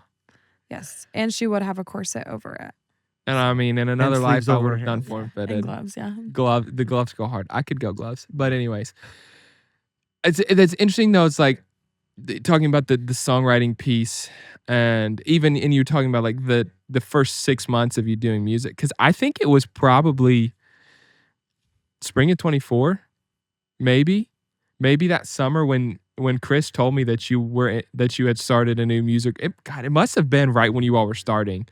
When did you all decide on the name Deck of Hearts? Because it would have been right around maybe fall of 24. It was shortly after April. So Yeah. Okay, Because so it probably was fall of 24 when he told me, and you all were just starting to kind of cut your teeth doing shows in town. And he's like, dude, you need to come see them. They play bars. I'm like, a chance to go drink cheap PBR or Busch Light? Yeah. I'm in. Love it. And then he never told me you all played Yeah, I anywhere. was So like, it's his oh. fault that I've never been to a You know show. what, that yeah. And it's honestly, it's on brand. Yeah. And you know what? I love him for it. But I love him too. Let me ask you this. When was the first time you all sang together? Not live, but like the first time. Was it your senior recital? Is that what led to the formation of you all singing together? Say that, but there was actually a time before that at Jernigan, Yeah. like in our Okay. cafeteria. You want to take that away? Yeah. No, you're good. Go ahead. It was just a new cafeteria, and so Yeah, wanted like to they had- have some music. Like Okay. we just had like a big ice storm the year prior or something, and it like flooded like everything in our university. No way. And is that when they renovated? I think it was. Yeah, because there had been some. there So was the first like time you all sang together was the grand reopening of the of the cafeteria. cafeteria. Because Yeah, that's the and, most like, Christian university thing I've I ever know, heard in it's my life. perfect. On the And it was so And it was like in the balcony. like- yeah. It was on the balcony. as they eat Yeah. their food. Yeah. No way. Everyone was like, "What is going on? Who are Where's the these? camera? And we actually have a clip of us singing What if I never "What get If over I you?" Never Get Over You." Yeah. But it was like Wow. very thrown together, and you Yeah. can tell like by watching us, like Mm. we're friends there. Yeah. But we have no There's no idea what chemistry or we're anything. doing. And Yep. what's even crazier about that too is like I listened back to that video and I'm like, we don't even sound like us Yeah. because like there's so much like vocal chemistry that has happened over the couple of years. Oh, that, and you can we've hear been it. together. I mean, Thank you. Yeah. That like I know what Dylan's going to do. Yep. I know what Colin's going to do. Mm-hmm. And they know what I'm going to do and when we're all individually leading. Yep. That like we didn't know then. Oh, that for sure. comes with time. That which is what we appreciate so much when Reba says like our harmonies sound kin. Like we appreciate that so deeply. Yeah. So it's like family harmonies, kin harmonies, like that Yeah. is from lifelong experience of hearing people. And Mhm. like I think just it's not a coincidence that it's come so naturally to us. And so yeah, I think But I like think that's we talked about this earlier, but I do think that is something that's wild about your all's story is how good you sound together, and you've been doing it for less than 2 years, Yeah. or right at 2 years, thank you. give or Yeah. take. Yeah. So like that is wild to think about. I mean, because I was on last night's episode. Reba said like something along Yeah. the lines of like, you all sound like a group she grew up with, and it is true. Like you all sound like the way your all's voices blend together. And Niall I think Niall was the one who said it, maybe Buble, one of the two of them. But one of them said something along the lines of like, most of the time in groups, there is one that sucks. Sure. Like there just is. Like if you go back and you listen to boy bands in the 90s and 2000s, No, you're so I right. could tell you which one sucked right now. Pluck the Sure. one out. Yeah. You know, like one of the just, and it's not that they're bad. It's just like when you listen to the scope Sure. of the group, but They're like when you all fillers. hear you three, it's like, oh shit. Sorry, I don't know if I can cuss. I can cuss on my podcast. I just don't know if I can cuss Bleep in front it of out. you You can do whatever you want in your okay, home. sick. But it's like there's this, like you hear the three of you together, and it's like, damn, you all like the way your voices fly. It's wild. Yeah, you're And sweet. Thank you. so you all sing together for a first time in a cafeteria. Don't think anything of it. So wild. Yeah. So what was then the process from then of like you sing together and you're like, yeah, it's fine, but like we're just doing it because we're doing it, to then you Yeah. get to the point where you're like, let's Like doing it together. do this thing. My, What's my biggest hesitation was we were all friends. Like we Yeah. graduated in May, sang at my recital, Okay. but we're all friends. Yeah, his recital was like the big thing I would Okay. say Yeah. Okay. of Yes. like, oh shoot, we kind of sound good together. Like low key, like we should. What was the time frame Should go. from the cafeteria show to that? A few months. I would say like it would maybe have to be a few 3 months. or 4 months. Yeah, so it was, yeah. but it was close Yeah. to each other. Yeah, it was probably Yeah. like at the beginning Same of year. the semester versus the Yes. end of the semester Yeah, is same what year I for would sure. Okay. Right. I would Okay. say. So very quick, so She very was close to bleach each other. blonde, both I was videos. You're- bleach blonde. I was bleach blonde when we met. Oh. You were. Yeah. I remember that now. That's so I could go, great. I could That's go awesome. back, except for I think my hair's receding from it, but I digress. Well, yeah. I Very lost a lot of self-conscious hair about it, so when I I wear was hats a lot. Yeah. Did you say you lost a lot of hair when I you lost did? a lot of hair when I bleached hair. It makes He's- me feel a little Yeah, better. he wears hats for that. A similar reason. I wear hats for 2 reasons. Makes me look taller. And Okay. 2, my hair's thinning. So I don't know that my hair is thinning, but like I'm very self-conscious about it. It's 'Cause okay. my wife keeps saying it. So like, I have tips and tricks that the voice taught me that I can Oh teach my you gosh, yeah. if you want to. yeah, oh yeah, The voice made his hair look so good that he almost didn't wear a hat one time. Yeah. yeah. Which is it's my signature thing. So I'd like. I was gonna say like it's why I wear glasses on the pod. Yeah. Not they're I not love it. prescription. I just Yeah. love them. Yeah. Signature. But also it's like I'm going for the mullet right now to the point where my son Roman was like, I want a mullet, daddy, and I'm I like, love that. and he's not allowed to have one for school. But he's like, I want them all like you. Dang. So I wear the hat because it just Aw. kind of works. But he He's can not allowed to have one at school. Well, he goes to a Christian school. He probably could. Oh. Aw. But anyways, teach me your tips and tricks. You right now? I can teach you right now. What do they do? Well, their big thing is it's a process. Like I've never taken any time. I've just thrown some gel in there and called it a day. The big thing is like they first will put mousse in it, listen, my hair is like thin. fine. Yeah. Fine. And so they put mousse in it, and then they take this 1-inch roller brush, and they really do a good job. This They is like where I blow really it out, saw. like And pull it up. They way. just take a little piece of hair, and then as they're kind of getting it messy, sometimes they would put texturizing powder in there, which is kind of cool. I liked how that made it feel. Here's the trick though, because sometimes when I would fix my hair, you can still see the top of my scalp as I'm sitting there, especially at the front. Yep. Well, I've seen people use spray paint, all kinds of stuff. Like seriously, I've seen them do it. Yeah. I've actually used that before and sweat it all the way off. And That's tough. That's it's so embarrassing. yeah, So- that's tough. And so what they do is they have it's little fibers. And they do those fibers in there, and then they do the hairspray to lock it all in. bro. You can't it looked sweat so it full. off. It's I mean, when I crazy. saw his hair after they did it, I was like, did you add hair? You can't Like sweat it it was. Have you thought about so going to soft. Turkey? Yeah, yeah. Yes, we actually I've thought know about some going. people, have some friends who did it, and I'm not at that point, And but it like I looks low key have thought about stellar it just now. because I it can. looks amazing now. The only thing that scares me amazing. about that stuff, like to be honest, I'd love to get my nose fixed. I'd love to get because I've broken on a trampoline and it's crooked, and I would love to get my hair done in Turkey. Yeah, But like the recovery period for those things, they're like 3 to 6 months. I see. I just Before- can't do that. I just can't do that. I I can't heard stop someone say living my one time life. that like the second I get $100,000, I'm gonna do a surgery day, and I'm just gonna go under for Ooh. 24 You're gonna do hours. that, or no, someone? No, do I that? heard someone say this, and then Wow. like I'm just gonna they're gonna like I'm out. get all Like, the it just- things. And I was would like, do it. The recovery creepy. times too. We can't take off 6 Yeah, months. yeah. You know what I mean? No, Yeah, We can't no. do So that. I have thought about Tips and doing. tricks. I have thought about doing. What's the Rogaine or Nutrafol or one of those. Yeah, like for men Yeah, or I- whatever. Yeah, one of Listen, those. I've thought about doing, I've but done I'm them scared all. of the side effects. yeah. Hey, He's actually, done me 'em. too. I've been on Nutrafol for 3 months now. Do you have side effects? Does it work? No, but I've started to read some of the side effects, and they kind of scare me because That's what I'm I saying. am not. Because then you got to get on a second pill to fix the first pill's Oh, gosh. problem. They have Oh. crazy side effects. Like I'm not sexually active right now, but like if I was sexually active, I would be a little bit worried. Yeah, it's like, well, I mean, I'm not either because I got a newborn. It can't be, but that's a whole topic of discussion. You know, there's that, and Sorry, then there's Emily. the other aspects of it too that I'm like, I maybe didn't, I I'll didn't know just- that there were all Yeah, those no, issues. no. I talked just- to my barber about it one day, and he was saying that's like that is one thing is like you got to get on a That's an ED crazy. pill to like it's not everybody, but some people do. Yeah, So some people- Yeah. and you know what he told me to do? He What? said to just brush my hair every day. He's like 100 Yeah, to brushes. like activate your Yeah, he's like Huh? that's what the follicles. Indians used to do, bro. and they So, have hey, so what do they beautiful do? hair. They just take. Just brush literally your- brush your hair forward, just like 100 brushes Well, when you get out I of the shower. heard like when you like I'm dead people dry serious. brush their skin, like when you have dry skin, you're supposed to dry brush your skin to reactivate your like oil glands on your skin to like re-moisturize your skin. So I feel like it's probably something probably along the same those thing, yeah. lines. Yeah, that's what he said though. I'd be scared for you to do that though because I'm I'm afraid it'll scared that fall your out. hair would fall out. But I the don't know. Nutrafol, I don't see a lot of like it's been 3 months. I'm not seeing a whole lot of, and I Yeah. took it religiously, Yeah, and it's cost a lot of money. And but then hymns. a That's the lady- other big one. I did Hims and I did Keeps. Oh yeah. Didn't work for me, but But the we're lady open at the to Voice, sponsorships. yeah. But if they want to try it out again, I do it. But the lady at the Voice, she was like, try this thing called Xenogen, 'Kay. and the trick there is to shampoo your hair and keep it in there for 5 minutes in the shower before you Okay. rinse it out. And to be honest, I don't see it like growing back necessarily, but I don't lose as much in the shower. Mhm. So that's Oh yeah, I am losing a bunch in the shower, but I also because I just did a perm again too, so it's Mhm. like Yeah, that's not gonna help.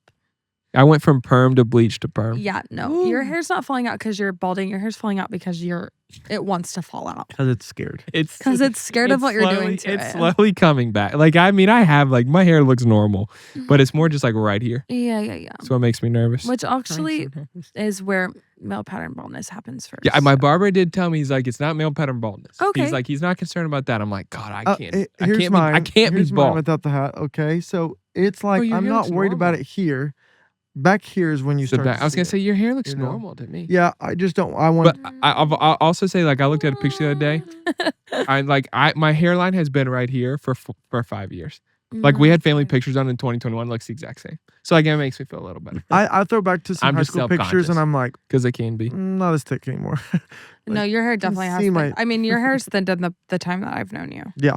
So I can't see. That's My my wife stress. also says things like that to me just to keep me from doing stuff that she doesn't want me to do. Yeah, so no, like, that's what we're. Yeah. so it's a manipulation tactic. You know, we call I'm those all here for it. narcissists. Yeah, I'm sure you are. You're a woman. You have her back. okay, back to Yeah, Dylan's so- childhood. Your hair looks Yeah, no, we're great. just gonna come back to Dylan one more time. And where did Okay, we pick up last? All right, week? so let's jump ahead a little bit. I don't know how much of our conversation we just had about hair I'm gonna keep in, but you never know. You literally All can of it. cut any. I was seriously just trying to give anything. you tips and tricks. I know, and I'm not mad about it. And Emily wants to know where my kid goes to school so that everybody can go get Yep, him. It's fine. That's Oh, exactly I'm it. being. Go I'm pick being- him up. His He probably will driver's- be here soon, and he will. His pickup code is 1273. Hey, listen, that kid ain't gonna go with nobody. He's scared. He's not like he's It's not honestly a bone great brush. trait in the Yeah. world that we live He's in. not. right now. He's not bone brush. He's not running. He's not a runner. Now My kid's gonna be like, my second could come be. home with you. Yeah, no, I'm a little worried about Harvey, my youngest. He could be. Are you already seeing traits in a 5-week-old that worry you? He's just second. Yeah. yeah. I mean, I'm not one of those people that's like a second child is gonna be worse. No, but like I also like Yeah. have said like Roman is so good Yeah. that I'm like part of me wants Like, Harvey you're to have a fearful. little bit of spunk. Like part of me wants him to look at me and go, "Damn, daddy!" Like I Yeah. want it. I Yeah. kind of Yeah. want. I like that. spunk. Yeah. Yeah, like Roman. Love, now, love hey, a spunk. Roman and I were watching Home Alone 2 last night, and Great yeah, great movie. And there's a scene in it when they're throwing bricks off, and I can't remember. It's like they say something like smart ass. Or, Yeah. he says, "Down here, you big horse ass," and Tori's not in the room. Oh. Roman goes, "Down here, big horse ass," and I lost my mind. I love it. I'm like, because he will not say those things if his mom's around. I think it's funny. But he's like, "Down here, big horse ass," and I'm like, so dude, what have I done? That is so funny. And he's 7. Yeah, he'll Oh, be that's 8 so on good. Sunday. Aw. So sweet. Yeah, so Such a great age. it is fun. It is fun. Parenting is like exhausting but beautiful at the same time. Yeah. All right, so I want to transition from a little bit.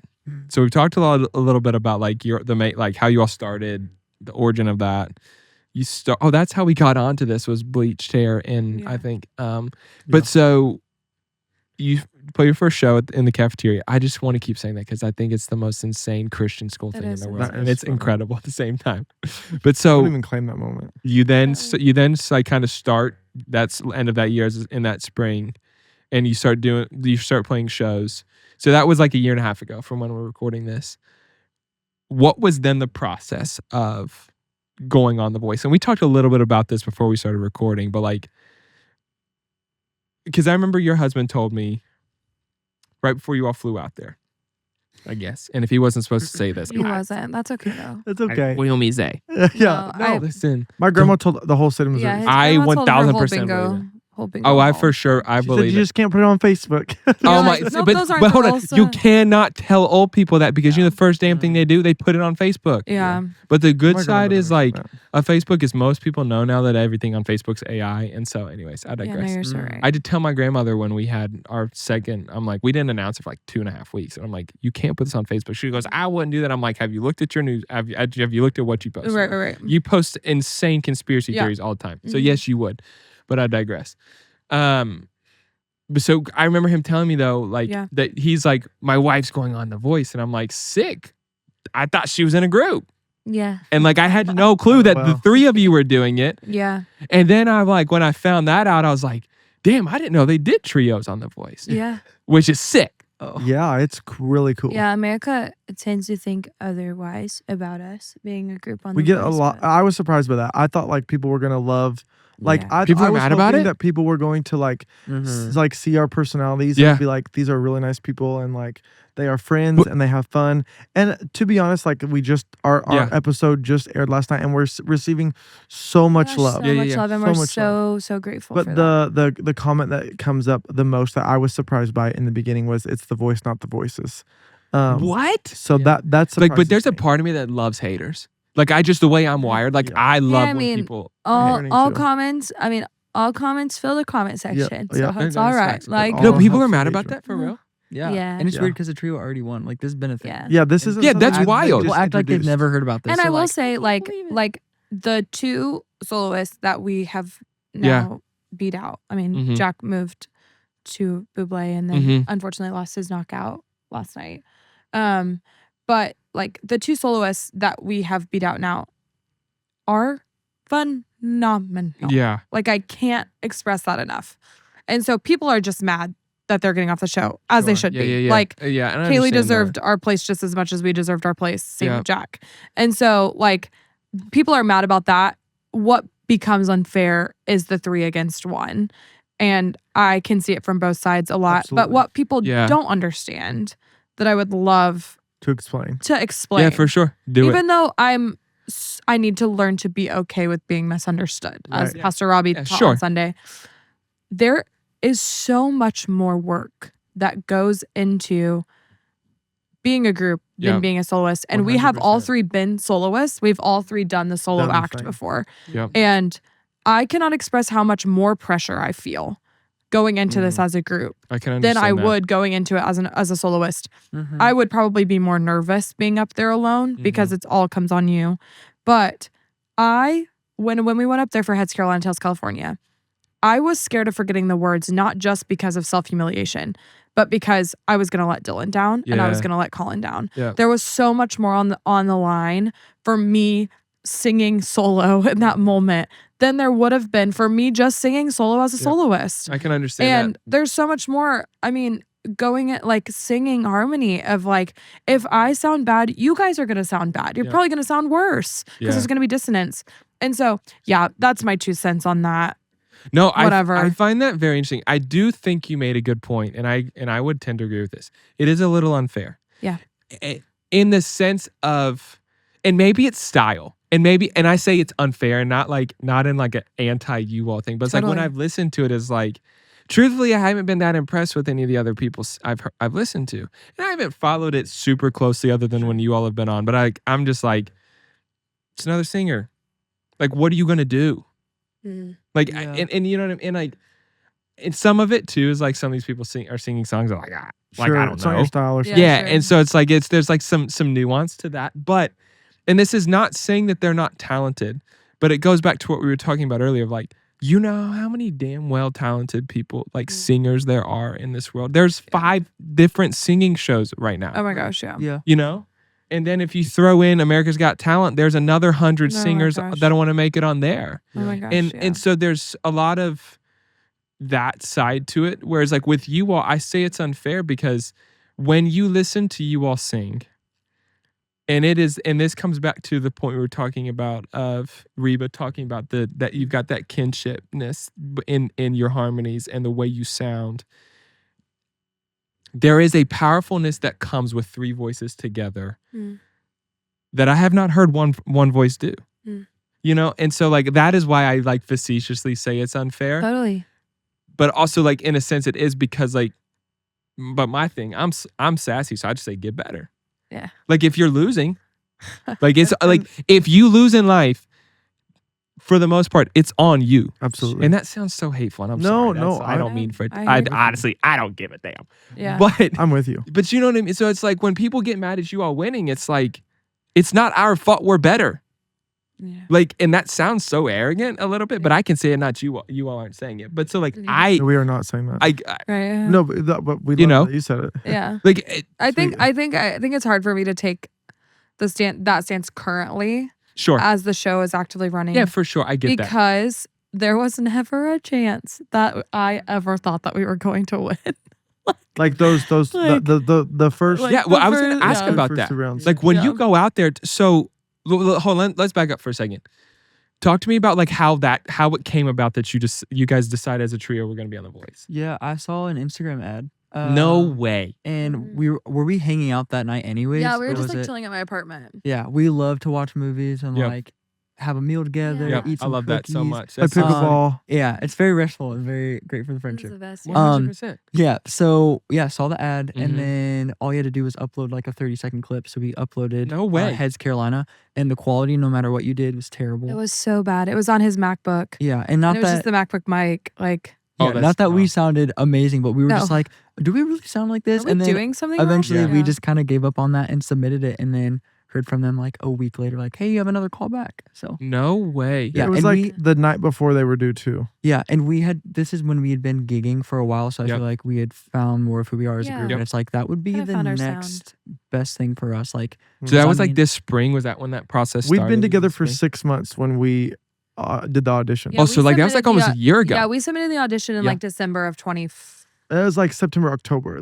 Oh, yeah, you're right. You're Because right. then we found So out. like that was a Takes year so ago long. that you started. Yeah. yeah, this God, process that's has been wild. so long. Yeah. The process and is in the longest beginning, thing in the whole wide You world. cannot get your hopes up Oh, because for there sure. are It's- yeah. hundreds People of drop thousands like of flies. people. Yeah. I mean, you drop No, like flies. Seriously. I mean, we heard in a meeting like so long ago that 300,000 Yeah. I mean, that's Wow. what I heard, and it could be wrong. submit applications for like 2 seasons at a time. So like they film 2 seasons at a time. Okay. And so like we heard like 300 some thousand people submitted auditions My for gosh. our season and season 29, Which is the Um, following which season. is okay. the season to come. Yeah. And okay. so yeah, so I mean, and so when you hear something like that, it's like, okay, so well, surely we'll get the call someday that we're cut.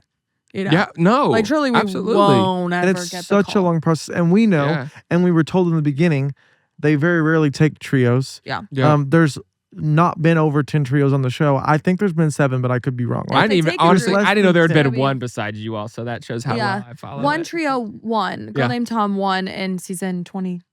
Wait, their name was Girl Named Tom. Mm-hmm. and they're siblings, and they're fire. awesome. That's Yeah, kind of they're amazing. We got to meet them. That's so sick. Yeah, they're But yeah, super, so we super never get excited that Yeah. that we'd been together 6 months. In December, we found out that we were getting pitched to the executive producers. Mm-hmm. February, we found out that they were going to fly us out. And we kind of thought that was like a for sure deal. Yeah. But then we got out there, they started cutting people. yeah, Like, they were cutting people. and so it's a very fearful Gosh. couple weeks So- while you're prepping. It literally felt like in Toy Story, like and like the claw. Yeah. Like when yeah. you're sitting around and they're like, That's funny. You're just waiting And to. it's You're like- waiting to be the no, one that gets truly, snatched. You're literally and you're gone. waiting to get.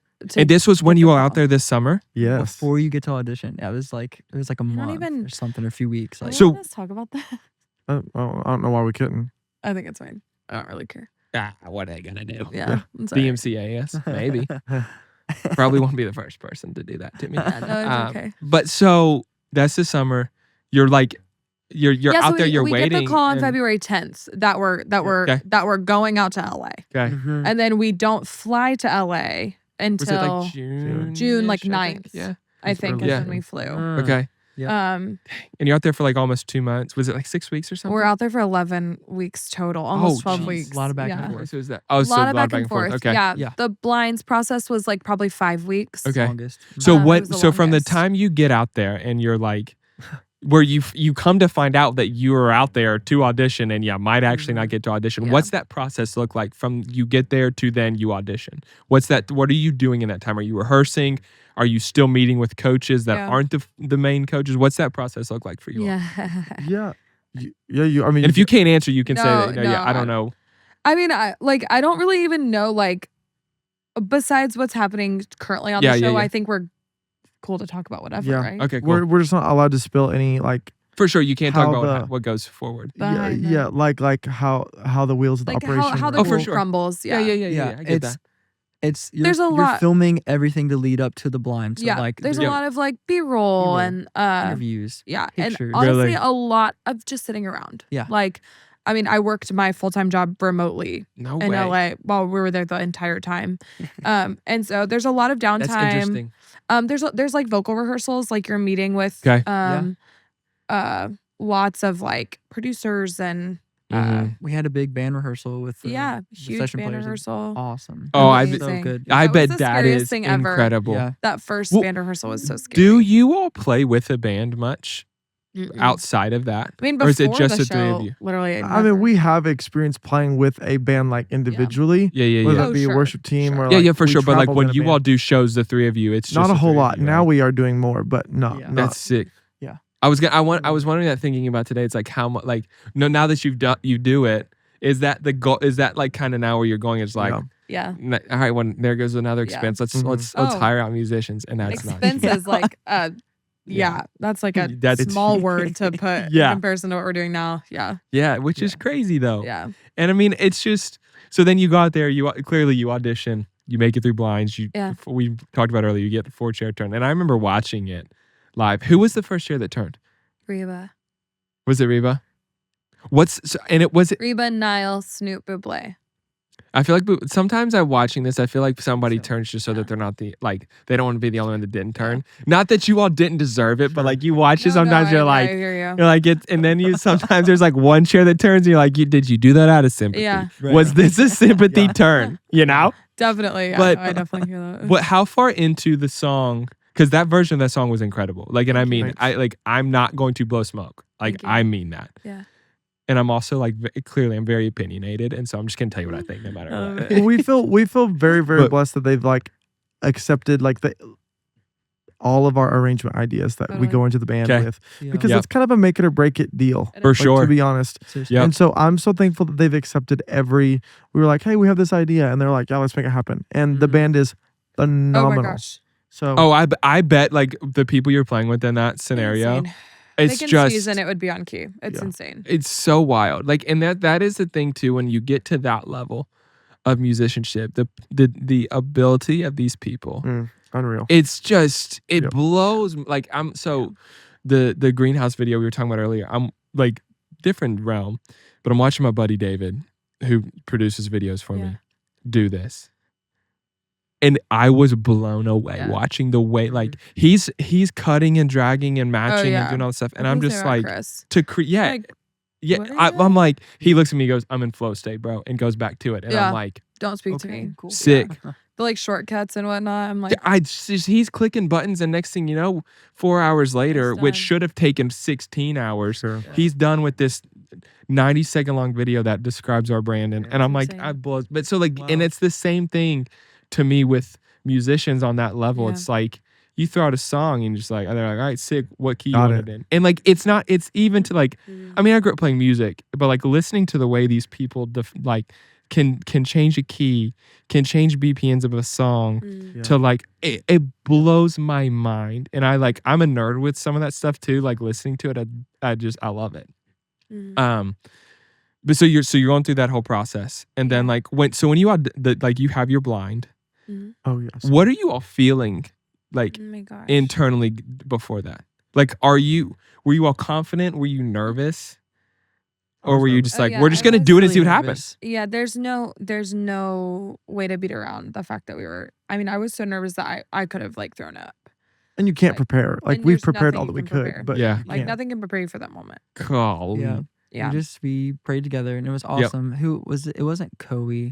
Someone came and Coe- prayed with us. Coe did come pray with us. Okay. That's One of the cool. producers. Yeah, was Coe or someone. awesome. Yeah. Yeah, Seriously. Coe did before. That's so sick. Coe's amazing. A lot of the producers on the show and all of the I think all of the coaches in a way are like believe in Jesus. And, Yeah, for sure.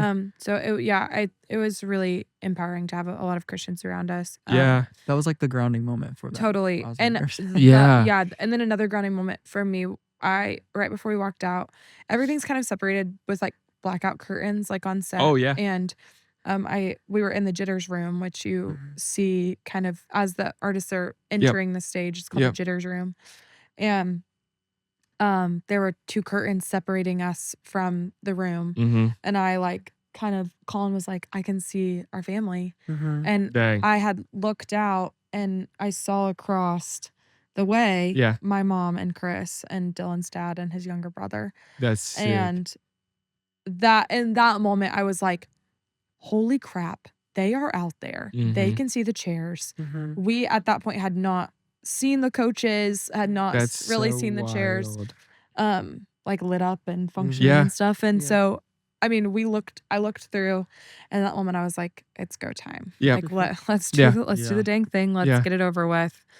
And honestly, there's a lot of like relief that came over my body in that moment, because I was like, my mom and husband are out there. Our Yep. family's out there rooting us on. No matter what happens, I'm going to be able to walk off that stage and hug my mom, hug my husband, and it's going to be okay either way, Yep. you know? And so, yeah, just that little like, let's Yep. do this right before we walked on was like everything I needed.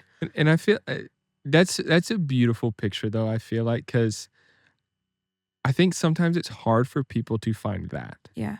Like, I think sometimes it's like nerves either drive you to a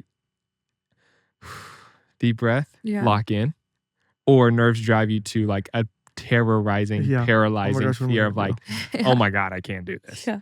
And so it's like, it's cool to hear you talk about that, because then when you watch the audition back and you're like, oh my God. Yeah.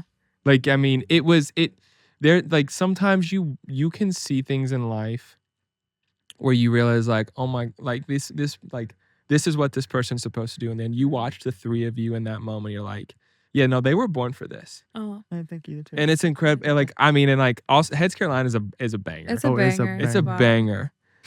And Okay. like the way, like the rendition you all did of it did it justice to me. Oh, thank you. And so it's just like, but it's also so unique. And we talked some about this, like with you all and your style of music is like, I do feel like there was your flair to it, of where it's like that trio. It's not just like, I'm not just on Broadway singing a cover Totally. to get tips. Like so like, what's that? Or who comes up with the arrangements? Is it you? Like when you talk He's about like, very creative in Yeah. that aspect. Okay. Yeah, So normally that's- there's something that starts and then it's like going to these guys and it's like, Okay. okay, what can we all do with Dang. the idea? And Yeah. just by singing it, what I'm realizing about what we do, just by singing it together, it becomes unique because of the influences that we all bring. Like, yeah, if would I'm singing agree with harmony, that. I'm going to be singing a bluegrass style Yeah. harmony. It's gonna be moving. And Emily has got such a powerful voice. She Yeah. brings Oh my so goodness, much yeah. strength to it. And then Dylan has so much pop and agility. And what's so nice is we had played Heads Carolina like at the beginning of every single show that we had ever played. That was like our starter song. So we felt very comfortable in our wheelhouse. Yeah. What's scary about the blind audition is you have 90 seconds to prove and show everything that you've got. Try to showcase yeah. who you are. And what was kind of interesting and like what we had to balance was like Emily is the only person who sings lead on that song. Okay. And that's not how Deck of Hearts works. Yeah. Right. Like there are moments where all of us lead. Yep. And so I think that was nice that we could build from that moment. But we had like thought about arranging it differently. Yeah. But what fit that song best was her to do that. Yep. And so like, you know, a lot of it, our arrangements are trial and error and see Yeah. what you like and see what fits us. And that's Which what we is did with cool. I Will Wait. That's what we did with What If I Never Get Over Yeah, You. I always said, never get over you. Like that. So it's like, I did like how each of you had a moment in that song. Totally. Yes. And there was also always a the goal. point. Oh, and there was a point too. Is it when you all took that, when you changed, Yeah. was that the final chorus? Where that's that big note where we left our Yeah. instruments. Yeah. Is that the last? Is it the last chorus or the last bridge? And That's it's like, out of the Yeah. bridge into the yeah. And you all, you did you change keys? Did you go up a step in that? We just like No. no, we just jump. We You just jump. They hold it. I'm trying. We Went up for a did little something bit more. different. Yeah. It's just, but like because you could hear it immediately, like, Mhm. and it was, I got chills watching it. I'm like, No, thanks. it's so, and then like, it's just beautiful to me again to watch people like the three of you do something, and I go back a little bit to what I said a second ago. It's like I feel like you all are doing it differently. Like there is something about what you all are doing that is, it's not just another vocalist, and I don't mean that in any sense. I got a little hateful earlier, and I didn't mean to, but I don't mean that in any sense of like there aren't other great singers on this Totally. show. Oh my gosh, yeah. But it's just like again, like I listen to a lot of music, Sure. and like, and there's a sense that music can become snoozy to me when it's just the same people doing the same thing. Right. Sure. And like, and also there's a connection with you all of like, I know you all. So like, there's also that side Yeah. where it's like, I want to Totally. see, I'm a little biased in that realm, Mm. but it's just, I do think that was like the way you all did on that song. And I'm like, if Niall don't pick it, I mean, that's the worst decision he's made since he left One Direction. I'm dead. Well, when we Yes, I'm being facetious a little bit. we never like on our blind we Yep. were praying for One Chair. On our battle we thought that Jack could have taken it. Yep. He has a big strong voice. Kate, and then this third round we thought Yeah. that Kaylee could have had it. Like there And was her voice was incredible. Like Incredible. what she did in that song was beautiful. she was spot She's on. insane. I mean, but and- it's just What I think is different for groups that some people don't see is like they're on the stage, they have the monitors underneath, and Yeah. it's like the 360 monitors. yeah. But it's one mix. And so it's perfect for a solo artist because they get out there and get whatever they want. Yeah. Well, with us, like we need to hear different things. Like And they're not giving each of you something different. You're all getting like the same if thing. Emily needs more of her Yep. vocal, then I need more of my vocal because I need to hear myself. You know what I mean? And so it's like we really had to work and on if you're that. not a musician, you don't understand the No. nuance of that. No. And there's so much pressure there. Yeah. And to be honest, like I understand the comments of like 3 versus 1 is for unfair. sure. Oh my gosh, yeah. I totally get how that looks like that. But there are if a you lot of watch the issues that show, we run into. if you Yeah. watch the show, most groups don't get past battles. Oh Like my gosh. Yeah. like most groups get the reason why no one knows any groups on the Voice is because they don't last very long. Yeah. Yeah. Because Well- they get cut. And so it's we've worked really hard to try to master our craft and do that, and we still have a ways to go, but we feel honored that we've been able to do it on the show and that they've seen it. Like I so appreciated when Niall was like, I don't think people realize how hard it is to like master It always means the world. the to us phrases. when you- Yeah, when he Oh yeah, no, and acknowledges I that. agree. Yeah. And I So that's so agree, nice. like, because he said something like that on last night's episode of like Mhm. the tightness. I think it was when Reba said something, but it was like the tightness of your vocals, and it's just the nuance of you three working together. And I think you're right though, as like, I mean, you're always gonna have haters, and like Sure. I think it's the beautiful thing of success is Totally. like someone's going to be mad at you being successful. Yeah. Totally. And so it's like if someone's mad at something I'm doing, then I'm probably doing the right thing in some regards. Yeah. But on that note though, it's like just because you're a trio doesn't mean it's easier than being a solo artist. It's just different. Amen. And so like I mean, you know, it's a different type of art. It's like, so like, I mean, I've got 2 kids now, and I was not prepared for personally how hard it was going to be to go from 1 to 2. Totally. And not that like my job in the baby is nothing compared to what my wife's doing, but like the mental and emotional like jump from 1 to 2. And I was talking to like, I've got friends that have multiple kids, and they're either like, you know, either had them multiple when the oldest was a toddler or something like that. And I'm like, I don't know that that's harder than having a 7-year-old in a newborn. Mm. But they're both hard. Like it's just a Yeah. different journey. It's like Yeah. that what the oldest needs changes. And so it's like Right. my 7-year-old, like yesterday, I'm working at 5:30 because like that's just one of the times I can get time to lock in and do something. And he comes down, he's like, I want to play soccer inside with you. And I'm like, Ooh, all right, I'm 30 seconds from being done. let me rally. Yeah. And so, you know, it's just, it changes. I use that to equate it to like what you're talking about of like people being like 3 isn't first one's not fair. It's like, Sure. hey, you know what? Maybe it's not. But like, Yeah. we didn't choose to make it this Yeah. far. We have our own. We You have know? our own hards. Yeah, and like, Yeah. and that's what's interesting to me when it comes to this. Like, isn't fair. It's like, it's not like you all chose to be Right. like you chose to audition, but like beyond that, everything's out of your hands. Totally. Yeah. Yeah. Like all you all are doing is showing up and giving your best, Yeah. the same way that every other artist in this show is showing up and giving their Totally. best. So I have like one question I want to ask before we close, and you don't have to answer this. We kind of talked about this before, and so like I don't know if you want to get into this nuance, but I'm curious because this is something I see, and then we'll close with my hot take segment. Okay. Is there a sense when you are on a show, a vocal talent show, where you don't want to win?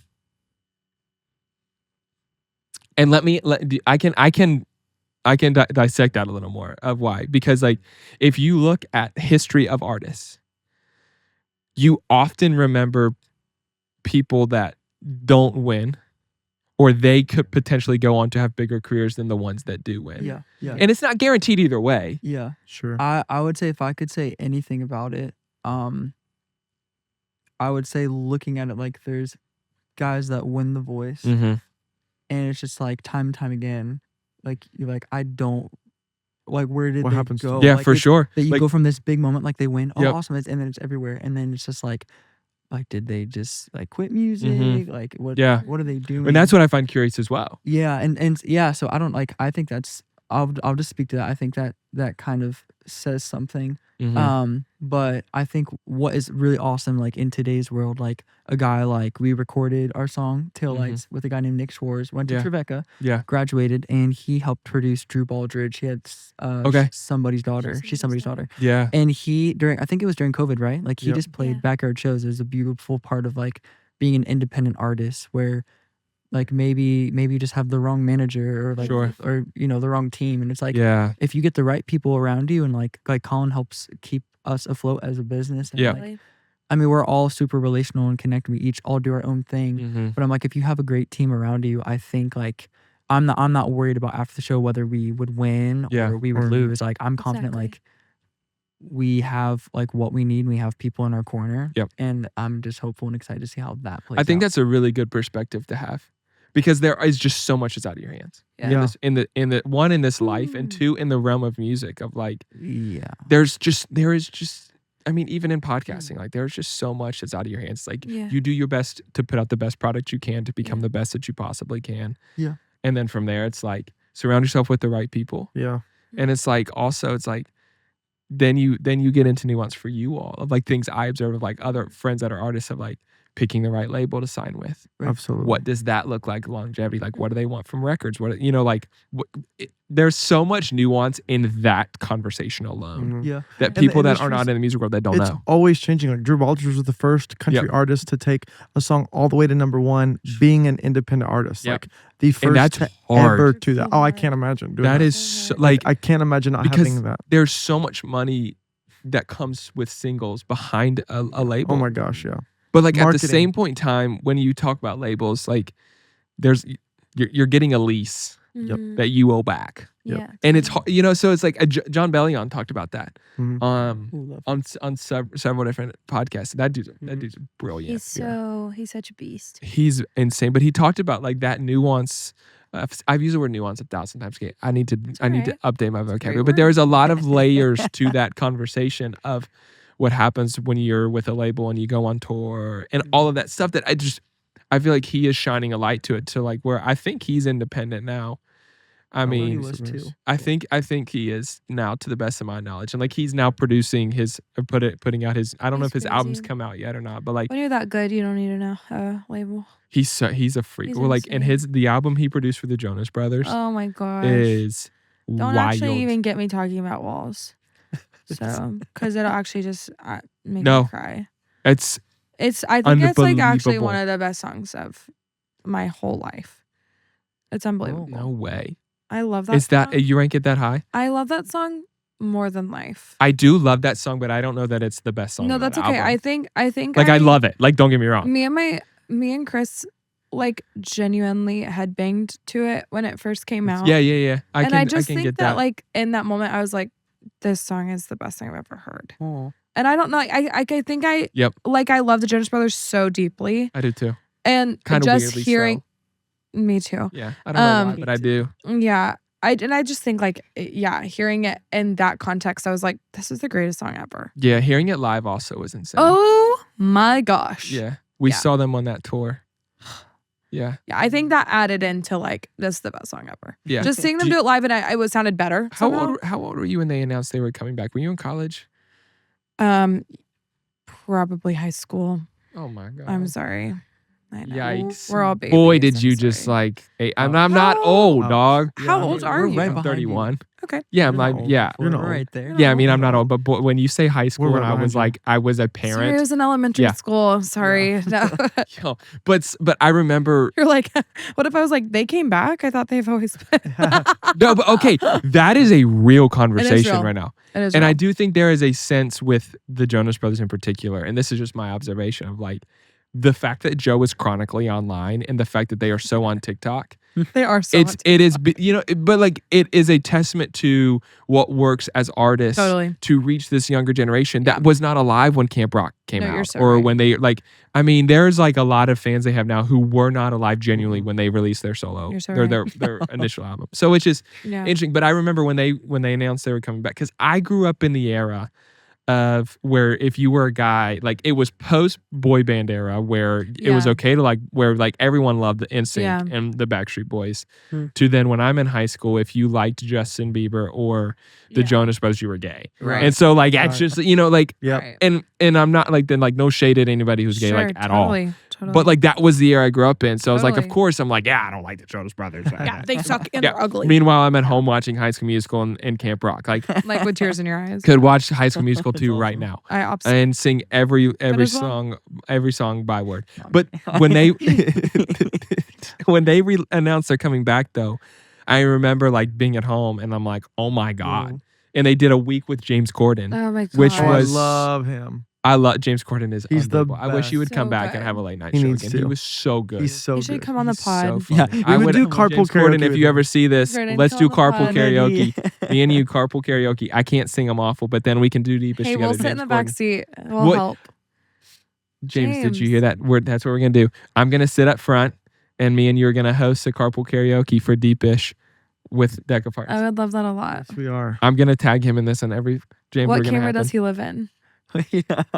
And I think any of the above. James is in all the cameras. He's in all of them. But then when they did that, I remember being like, and then they slowly released Sucker, which I think in that album, like that Ryan Tedder produced that album, and then you have a conversation about what a freak Ryan Tedder is, and what like I love like that's what it's like. I'm such a nerd for that type I of know. stuff, Yeah. and like listening to like why Tedder just he's like, well, because he did there's a guy named Daniel Wall who's got a podcast that I love who talk like the Jonas Brothers were just on it not long ago, and he talks about a lot of the behind the scenes parts of music, and he interviewed Tedder a couple of times, and Tedder talked about like why he made the decision to work with them. He's like, well, you've got Nick Jonas in the administration and all of his solo fans, and you've got Joe Jonas and DNCE fans, and then you've got this undercurrent of dormant Jonas Brothers fans that have been waiting for 6 years for them to do something.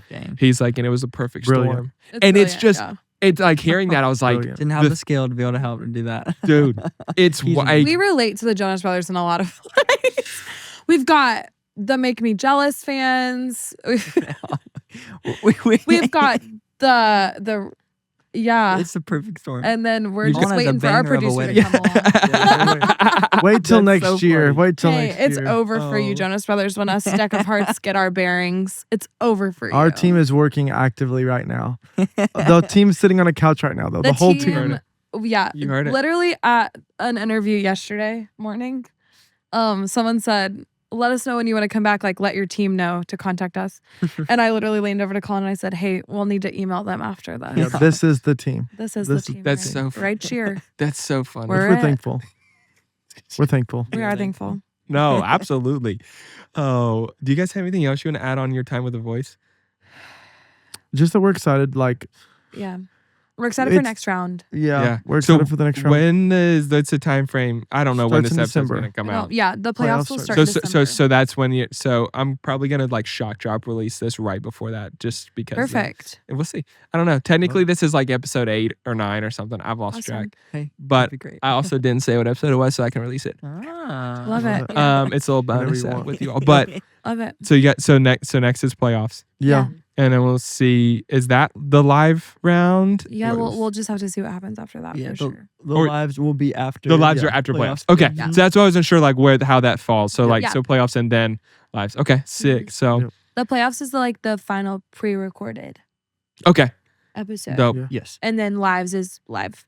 Dang, that's So we'll Yeah. we'll see what happens. So how many people once you get to the lives part? How many people are left? 6. There will be 6 people remaining. So this year That's they went crazy. from 16 to 6. Oh my Top god! 16. So like Yeah. right now, Yeah. as we are here, we are top 16. Okay, all right. I have one more question to ask before we get into something funny to end. What went through your head when you're walking towards the judges and Niall hits the button? for you to have the Ooh. chance to perform at the Parade of Roses? I like honestly low-key felt bad. Yeah, because Kaylee, like the way they Like- did that, Kaylee was still standing Yeah, up on Kaylee's stage, still on stage. but was seriously so surprised. That's an empathetic thing. for you to say. So surprised. Because Yeah. actually, my bet that he was going to use it on another contestant, so Yeah. I felt honored that he used it on us. Honored. But then Honored. he walks up to you all backstage. Oh, that was so And I don't know cool. how manufacturing He's a that. sweetie Like I boy. say manufacturing, I mean that way. But like he walks up and He's just a like does a sweet, mic drop, sweet and I'm like, boy. God, that is just. Yeah, that was crazy. And Like, like it's comes just and because- gives us hugs, and like there are things that they don't air. Like Oh, for sure, he, yeah. He stands between me and was it you, and he seriously turns over to me, and their camera's rolling, so Yeah. like he has to be on. Yeah. But he stops and he said, "Colin, that was the best you've ever sang that," and I was like, "What?" Dang. You know, Like, what- That's Like so, what is like what internally does that do to you though? Where it's not a sense of where like you're confident in what you all three of you, I get the sense are very confident in your gift and what you're doing. That's sweet. That's- Because like but okay, but hold on, hear me out. Yeah. You wouldn't be doing this if you Sure. weren't. Sure. Right. I think we're But- confident in what we have together. Yeah. Yeah. And so- I think yeah. and I That's think good. You get me it alone fills in and- the gaps a little bit. Yeah. But so, of like, where we all at. Niall saying that doesn't change your confidence in in what you all have. But what does that do internally for you when again, one of the 5 members of one of the biggest boy bands, if Totally. not the biggest of the I mean, last I'm 20 gonna years, geek out says that. every single time I see him. Yeah, I would too. No matter Yeah. what. Yeah, like you know. I had a friend who was on The Voice when Nick Jonas was one of the judges, No, that Wow. would have actually killed me. and like I'm like, and he ended up being on Nick's team. I'm like, dude, Yeah. what the hell? Yeah. And I'm that like, would've I killed me. like, there's just a level of, That to, would to kill me of like like stuff like that like I would dead ass freak out. But so like, Yeah, it's for When- sure reassurance like that. It's one thing for our grandma to be like, "You guys need to No, keep going." it is, Like it that's is, awesome. agreed. Which honestly, my grandma is our biggest critic. Like critic, she yeah. doesn't say that. well, you have But to have and one, so might as like well be family. we Right. we feel super honored that Niall has believed in us to take us to Yeah. this far, and then has like invested in us and has Yeah. said that like I mean, calling us the wall of sound and pointing out to America like the things that we offer that he's noticed has been Yeah. invaluable Mhm. to what we Yep. are wanting to do. No, seriously. Yeah. That's so cool. I mean, it's Yeah. just I'm happy for you all, and and it's Thank you. fun for me as a fan of the 3 of you and as friend as Thank your you. friend to watch you Yeah. to do this. Yeah. And I mean, it's just they're really like watching. Like Roman, my 7-year-old, I think I mentioned this. Maybe I didn't. Maybe I waited to say this. Wow, shocker.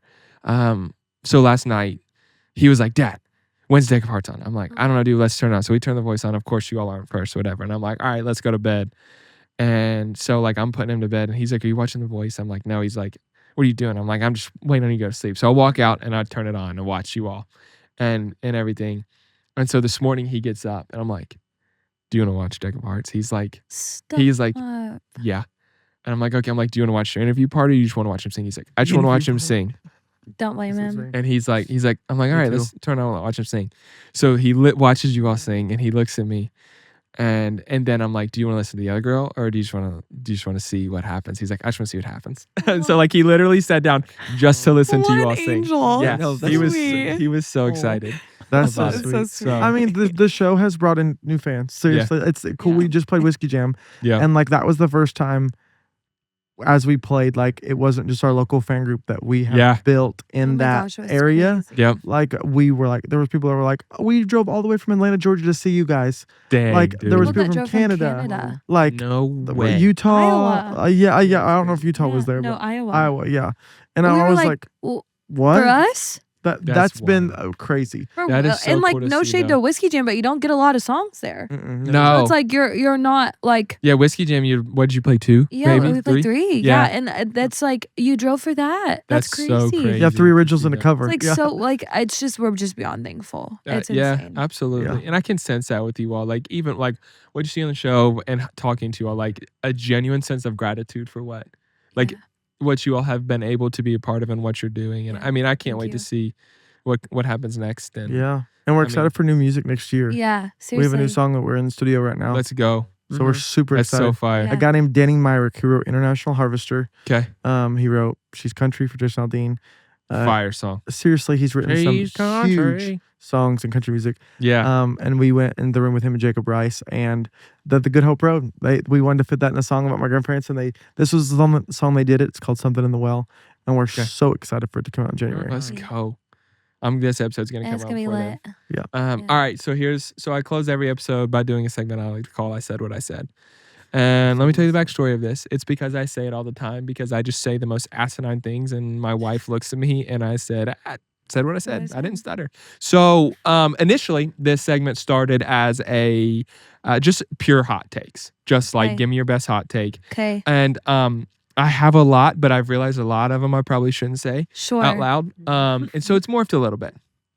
I mean, I have been known to say that Jenny's ice cream is trash. Yes. And I firmly believe that respectfully, Jenny's. Sort of disrespect. We love Andy's. Because Andy's is so good. Andy's frozen custard. Yeah, Shout it's out. elite. We wrote him a jingle. Ugh. Did you? Dude, okay, so We've got to put that out. 10 minutes from my house, there's this ice cream place called Golly G's in Pleasant View. That's like home style ice cream. Is it on the way home? Oh, I mean, it can be on the way home. It can be. And they have these cinnamon rolls, these homemade cinnamon rolls that are like this. But it's unbelievable. So why would I go to Jenny's when I could do? No, it's no, I don't blame you. like I just real quick, the Thirsty Goat. You need to check that out. Oh, you've It's got to like- check hold out on, the actually. Thirsty Goat. Oh yeah. I know. I don't Beer think I've ever pizzas been. and dude. Pizza and It's beer. Best pizza. Killer. One of the best pizzas I've ever had. Yeah, You gotta go. could open a Miller Lite right now. Speaking of beer, but I digress. You're a beer boy. It's All right. I mean, it's here. I would prefer bourbon, Okay. but like Okay. I also have. I mean, you gotta have wine. you have to have Miller I Lite. prefer juice. Yeah, we prefer Dr. wine Pepper that Zero. tastes like grape juice. Yeah. I like wine. I enjoy wine. Here's my thing with wine is like I already am so down the rabbit hole of cigars and bourbon of like and Yeah. it's in coffee You're a gentleman. and sourdough. So it's like You if can. I go down the well of wine, Sure. I'm gonna get really deep We're really gonna quick. get into it. Yeah, and I know why. That's why I haven't gone down the rabbit hole of Sure. watches There's no because like if I do, use. yeah, We're And- $15 Kroger Yeah, wine. I just Big get the box winking owl ones. from Aldi, and it's Yeah, and the it- winking out. I have had that it's before. literally I ironically. think $7. Yeah. You- I and it tastes like juice. And it tastes someone like juice. someone gave me like a $250 bottle of wine one time. Holy Yeah, smokes. it was. I had a couple friends over. I did sourdough pizza one night with them, and we I we mean, drank the whole bottle. seriously, you have our numbers. yeah. I mean, I've got a pizza oven upstairs for. Oh, Holy Yeah. moly! Yeah. love it. So all of that to say, All that to say, so here's what we're gonna do. So I've morphed I said what I said a little bit more into a rankings scenario, and I I try to keep it specific to one episode, and I might not have come out when we release this yet, so I don't know how I'm gonna release the episodes yet, but we ranked Disney Channel original movies. stellar. I mean, you all were young enough to remember those, aren't you? Were you allowed to watch Disney Channel growing up? I mean, I watched all. I of was them. allowed to watch certain things, and I'm not really. I've been thinking about sure. my hot take for the last 35 minutes. Okay, so I don't have one. So okay, well, so I will give you the opportunity. If you have a hot take that you want to say that is not the topic of our rankings, you can say it because I love them. okay. I love hot takes. However, our rankings for today is going to be your top 3 current favorite songs. Oh, Doesn't have to be of all time, that's fun. and it could be deep. We could go down the rabbit hole of like deep cuts and like I can't believe you would pick those 3 songs. That's fun. I actually love this. Okay, yeah. let's. Whatever you want to do. Who wants to go first? Because I honestly, I picked this topic like 48 hours ago, and I still don't know what 3 songs I'm gonna say yet. I know one. I don't. I'm thinking about 2 and 3. We can snake it. We can do one at a time. I mean, this sounds super scripted and super I look at like. my Of phone. course, you of would course say you can this, Look at your phone. Yeah, no, but I'm like, seriously, my number one I gotta do that too. song is "What If I Never Get Over You." You're fine. That has been my bop since Yeah, no, that's high school. that's Like very that accurate that for him. song, the first time I heard it, moved me. That bridge, Do you feel like moved- that's a deep Amazing. cut from them? no. I see. Listen, Mm-mm. I didn't listen to them that much. Yeah. Like I listened to them, but like they were like that. They were in that era where I thought it was cool to hate country. Yeah, Sure. You know who got me back into country music was Hardy. Hardy, nice, Really? Mm-hmm. nice. His rock album.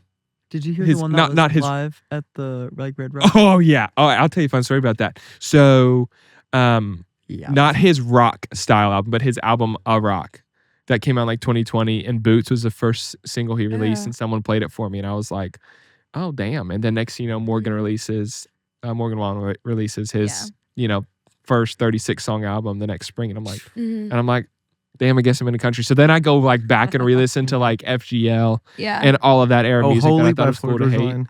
Yeah. What'd you say? Holy by Florida Georgia Line was my That was a Sweet banger in 16, high school. No, they listen, that album still hits. Yep. Like, and even if you're a person who hates on like the quote unquote bro country or pop country, I'm like, why? Like, I think there's a nuance of like people. I said nuance again. I know. But I do think there's clocked.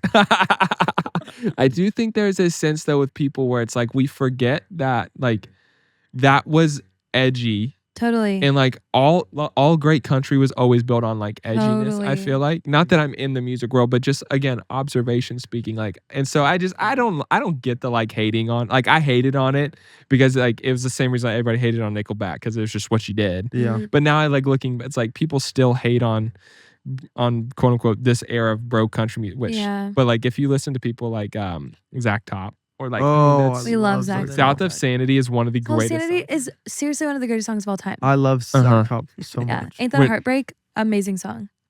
Yeah, it's insane. This might be a hot take. I actually like his debut album as a country artist better than his newest. His newest album. That really might be a hot take. That is probably a hot take. I think I have all three my songs.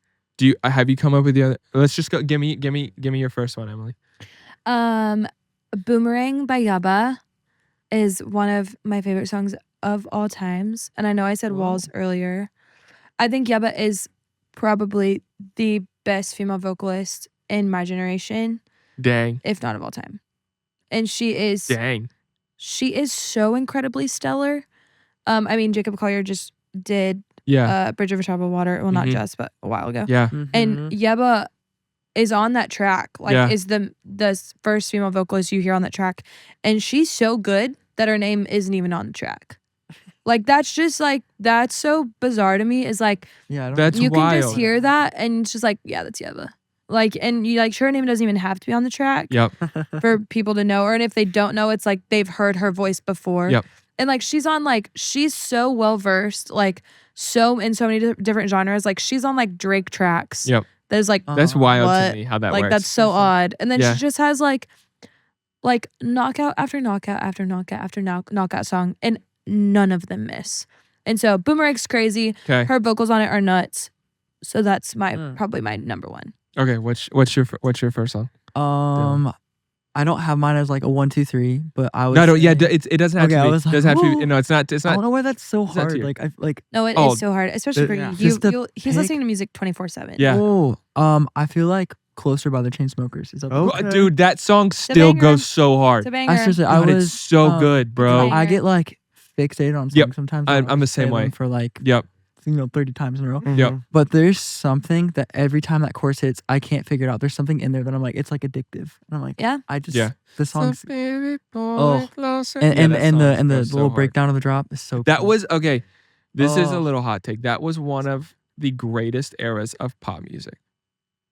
Was that 20 like 10s? 10? Yeah. Yeah, it was 20. I think that song, if I remember correctly, came out in 2016. Yeah. Okay, that era was everything. If I remember correctly, because like from like 07 to like 2018. Yes. There was not a miss in the pop world. And like you could get like real niche. I think though 16 was probably the greatest single year. 110%. Especially if you're talking albums, like because Justin Bieber's Purpose came out end of 15. Purpose changed my life. Purpose changed my life. Purpose changed my life and made me a woman, I think. Well, it didn't make me a woman. But it could have. But I did get into sourdough after that. That's when I became a trad wife. Yes. But no, like that album though to this day is still one of I personally think it's his best album. I agree. I like his newer couple ones, like Changes was good. Sure. What was the one after Justice? What was the one? Justice. When was Justice? Was that the one, the red cover? I lose track. Oh, I that lose was the track one too. with the picture perfect, you don't need no filter. Yeah. I can't remember what Yummy. cover that. Oh yeah. Was that that red album? I think Yummy was that Justice? Was that the name of that album? Justice. And then Changes was the one that had anyone. I thought Justice was the one that had like the Kid Leroy on it. Oh yeah. Or is does that one have Stay on? No, Stay is a Kid Leroy song. Yeah, What's the name of that album?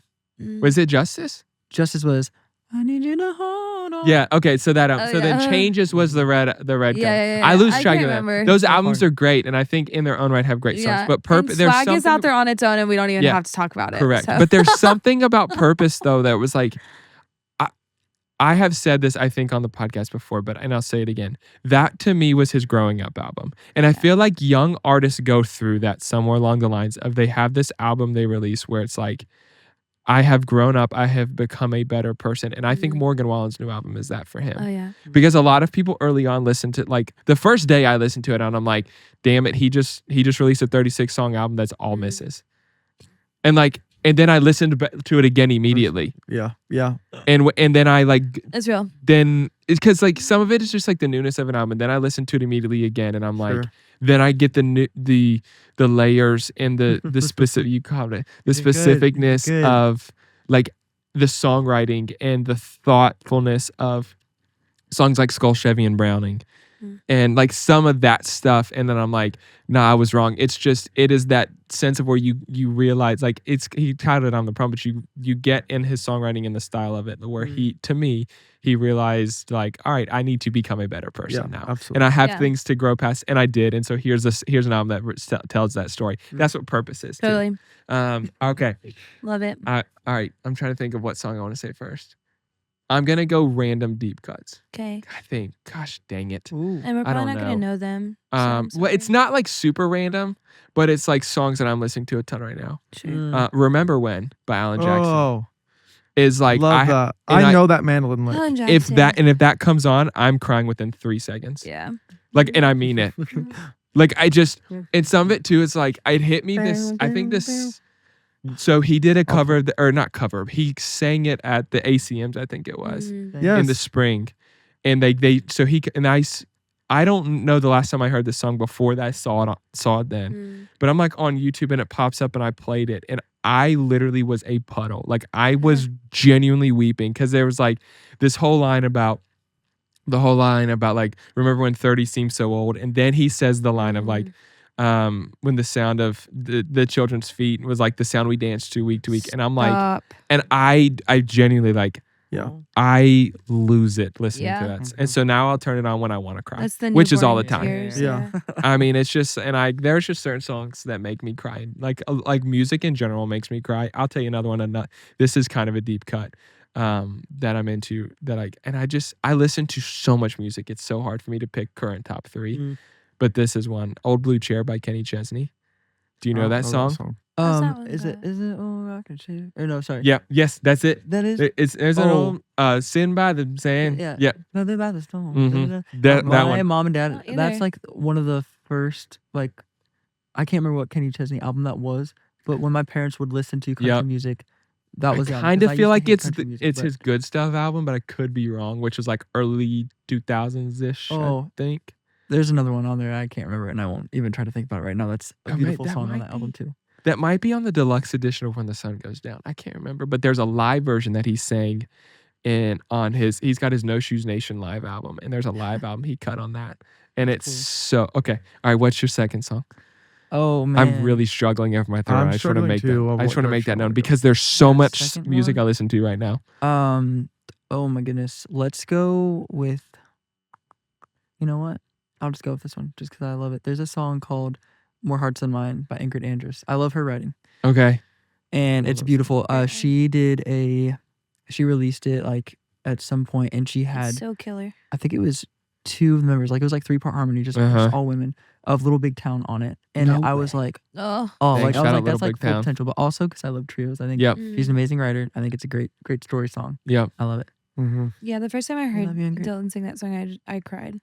So it's just so. It's so Isn't that beautiful. something so cool about music though? That's like the second you hear a song, it takes you back. Yeah. Oh, it's I so just and powerful. I think is why I love it. And again, I grew up playing music in that world a little bit, but it's like there's just something for me when I love music so much. That's how I feel about the house that built me too. That's I was Oh. gonna say that. I was literally gonna I say don't think it's one of my top songs, but it became one of my more favorite ones when we started doing it. Oh, it's Okay. so awesome. What's your second I song? think my second one is Alabaster Box. Ooh. CC Winans. Dang. We love CC. I OG. love that song so much. every single time I hear it, I cry. Yeah. Specifically when Cece sings it. Yeah. I mean, like I've heard Natalie Grant murder for it. sure. I've heard Lizzie Morgan murder it. Like all those phenomenal female vocalists in the gospel Cece. world. Yeah. But Cece has a richness to her voice that is like no other. So she sang, you have to look it up on, I think it's on YouTube. She sang Goodness of God. Oh. At, I'm sure I've seen it. At Charles Stanley's funeral. Oh. I don't know if I've Okay. heard Perfect. about Haven't seen that. Yeah, That's gonna it's kill very me this niche. evening. It's very, very niche. Yeah, that's gonna leave But me in a it's puddle. and like listen, I've talked some on this podcast about like my background with ministry and where I am and all that a little bit. But I don't listen to a ton of Christian music anymore. But that song and her singing that song. Well, I think I was still on staff at a church when Charles died and when that I watched that and I just I can't. Yeah, I'm sure it's insane. I'm gonna have to watch that. But she's I recently watched her Tiny Desk, and I mean, she's like leading the Tiny Desk studio in worship. It's crazy. Pretty much by the end of it. Yeah. And she does Alabaster Box, and her band just like knows her so well. Yeah. Knows all of her intricacies so well that like they just like they're all just like water. Crazy. Like just waiting for her to move and just swell into it. And it's so good. Oh, it's so good.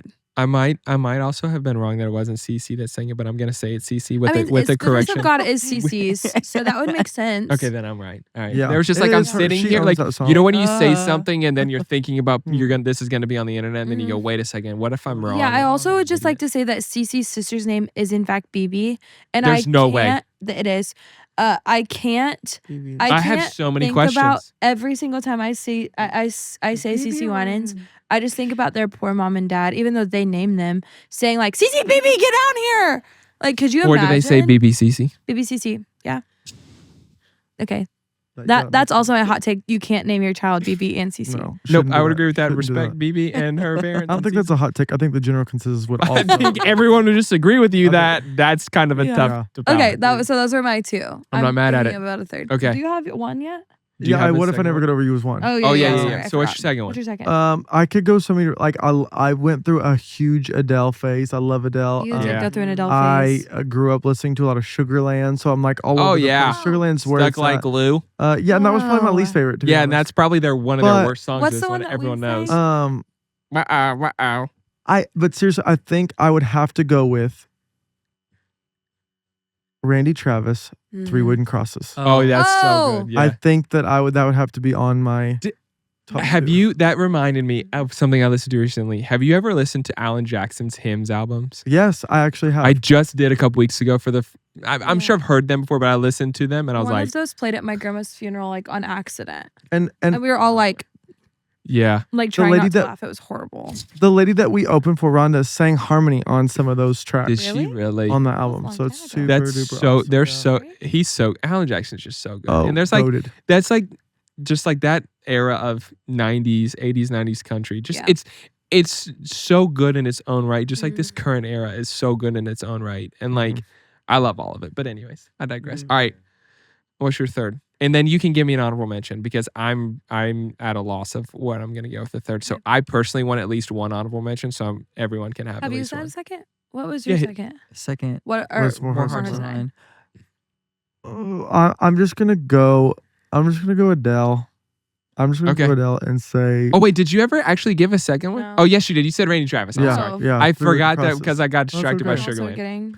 I'm gonna say, When We Were Young, Adele. That's such a good song. That reminds me of you remember Fun? Are you all old enough to remember the band Fun? I remember Yes. Fun. I don't remember them. We are young. Oh, I know that song. Yeah. So they had another song, Some Nights. Some Nights. Yep. And they say the F word in that song, which I have no issues with. Sure. However, here's the downside of that. I was a student pastor on staff at a church at the time. Didn't know it. Friend of mine who just wouldn't ever cuss a day in his life was the one who told me to get the song, played it, and then a kid on my YouTube goes, they just said the F word. I was like, well, shit. Yeah, that sucks. You're like, and I'm about You to just- too. Yeah. That sucks. And I was like, well, That's looks so like we're funny. taking that off the playlist. Damn it. So good. Again, like I don't have any issues with cussing, but it's like there's just certain settings at that time playing the F word Totally. at a church service Not the to best. kids is Yep. not a great idea. Yeah. So so what are you funny. gonna do? Okay, do you have an honorable mention?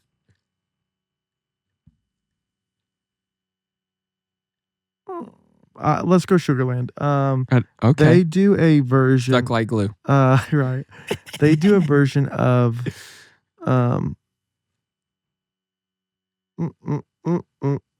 it's a Matt Nathanson song. Okay. Come on, Get Higher.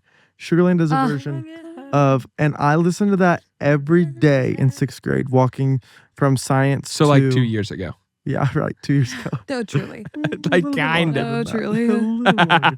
But yeah, I listen to that every day, and it was like, I don't know, something about it. The Yep. harmonies, the mandolin. Sometimes there's just those songs that stick Yeah, with it you. takes me back. I mean, Yeah. I can smell the hallway, junior high hallway, when I listen to that song. I do. I love that about music though. Like for real, that is one of my It's favorite amazing. feelings. Like it takes you back to the. Oh, all right. It's amazing. What do you got, Emily?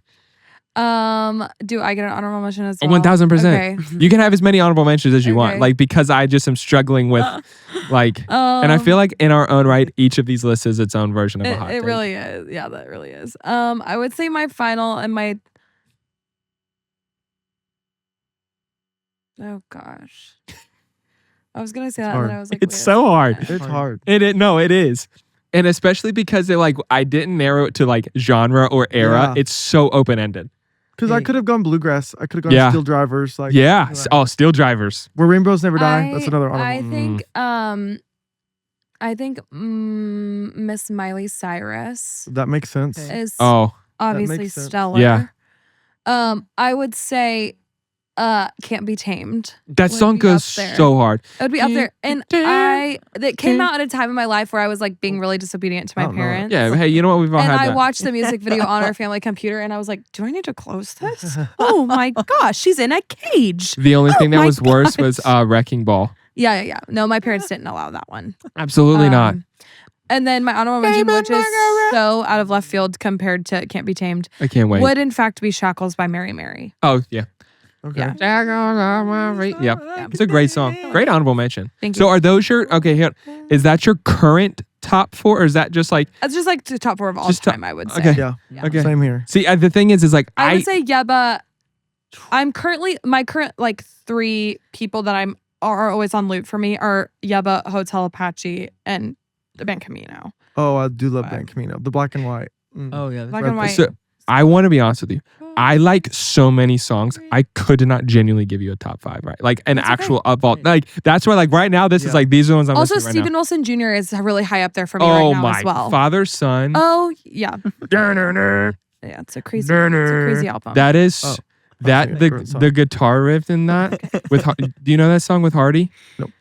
Well it's not with Hardy. He did a cover with He did a or cover, yeah. he did a singled it with Hardy after the original song. That song is killer album. oh he's Oh, so Also good. has Hey, 5,000 songs hey, on it. Honorable mention. The Building, Emily and Roberts. Oh my gosh! Only the live version from the opera. Only like Hey, Let it You have to clear. be in attendance. I no for real.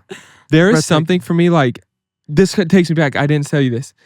When you said Hardy released his live album at Red Rocks. Mhm. I wish more and I understand there's a lot of nuance. Gosh dang it. That's okay. There's a lot of things I that never said it, I'm happen. gonna start saying it. Yeah, there's a lot of stuff I that couldn't goes give you the into like a definition live of it, album. too. Like you know from a monetary to a venue to all of that, but it's like Totally. so I was I think it was right around when Morgan Wallen had played a show in Neyland or something like that time frame. And I was like, dude, imagine. And then I saw that Hardy had just played at Red Rocks. Yeah. Mm. And I was talking to one of my best friends. And then I was talking to Trevor George about it. And I'm like, dude, what if Hardy releases live at Red Rocks?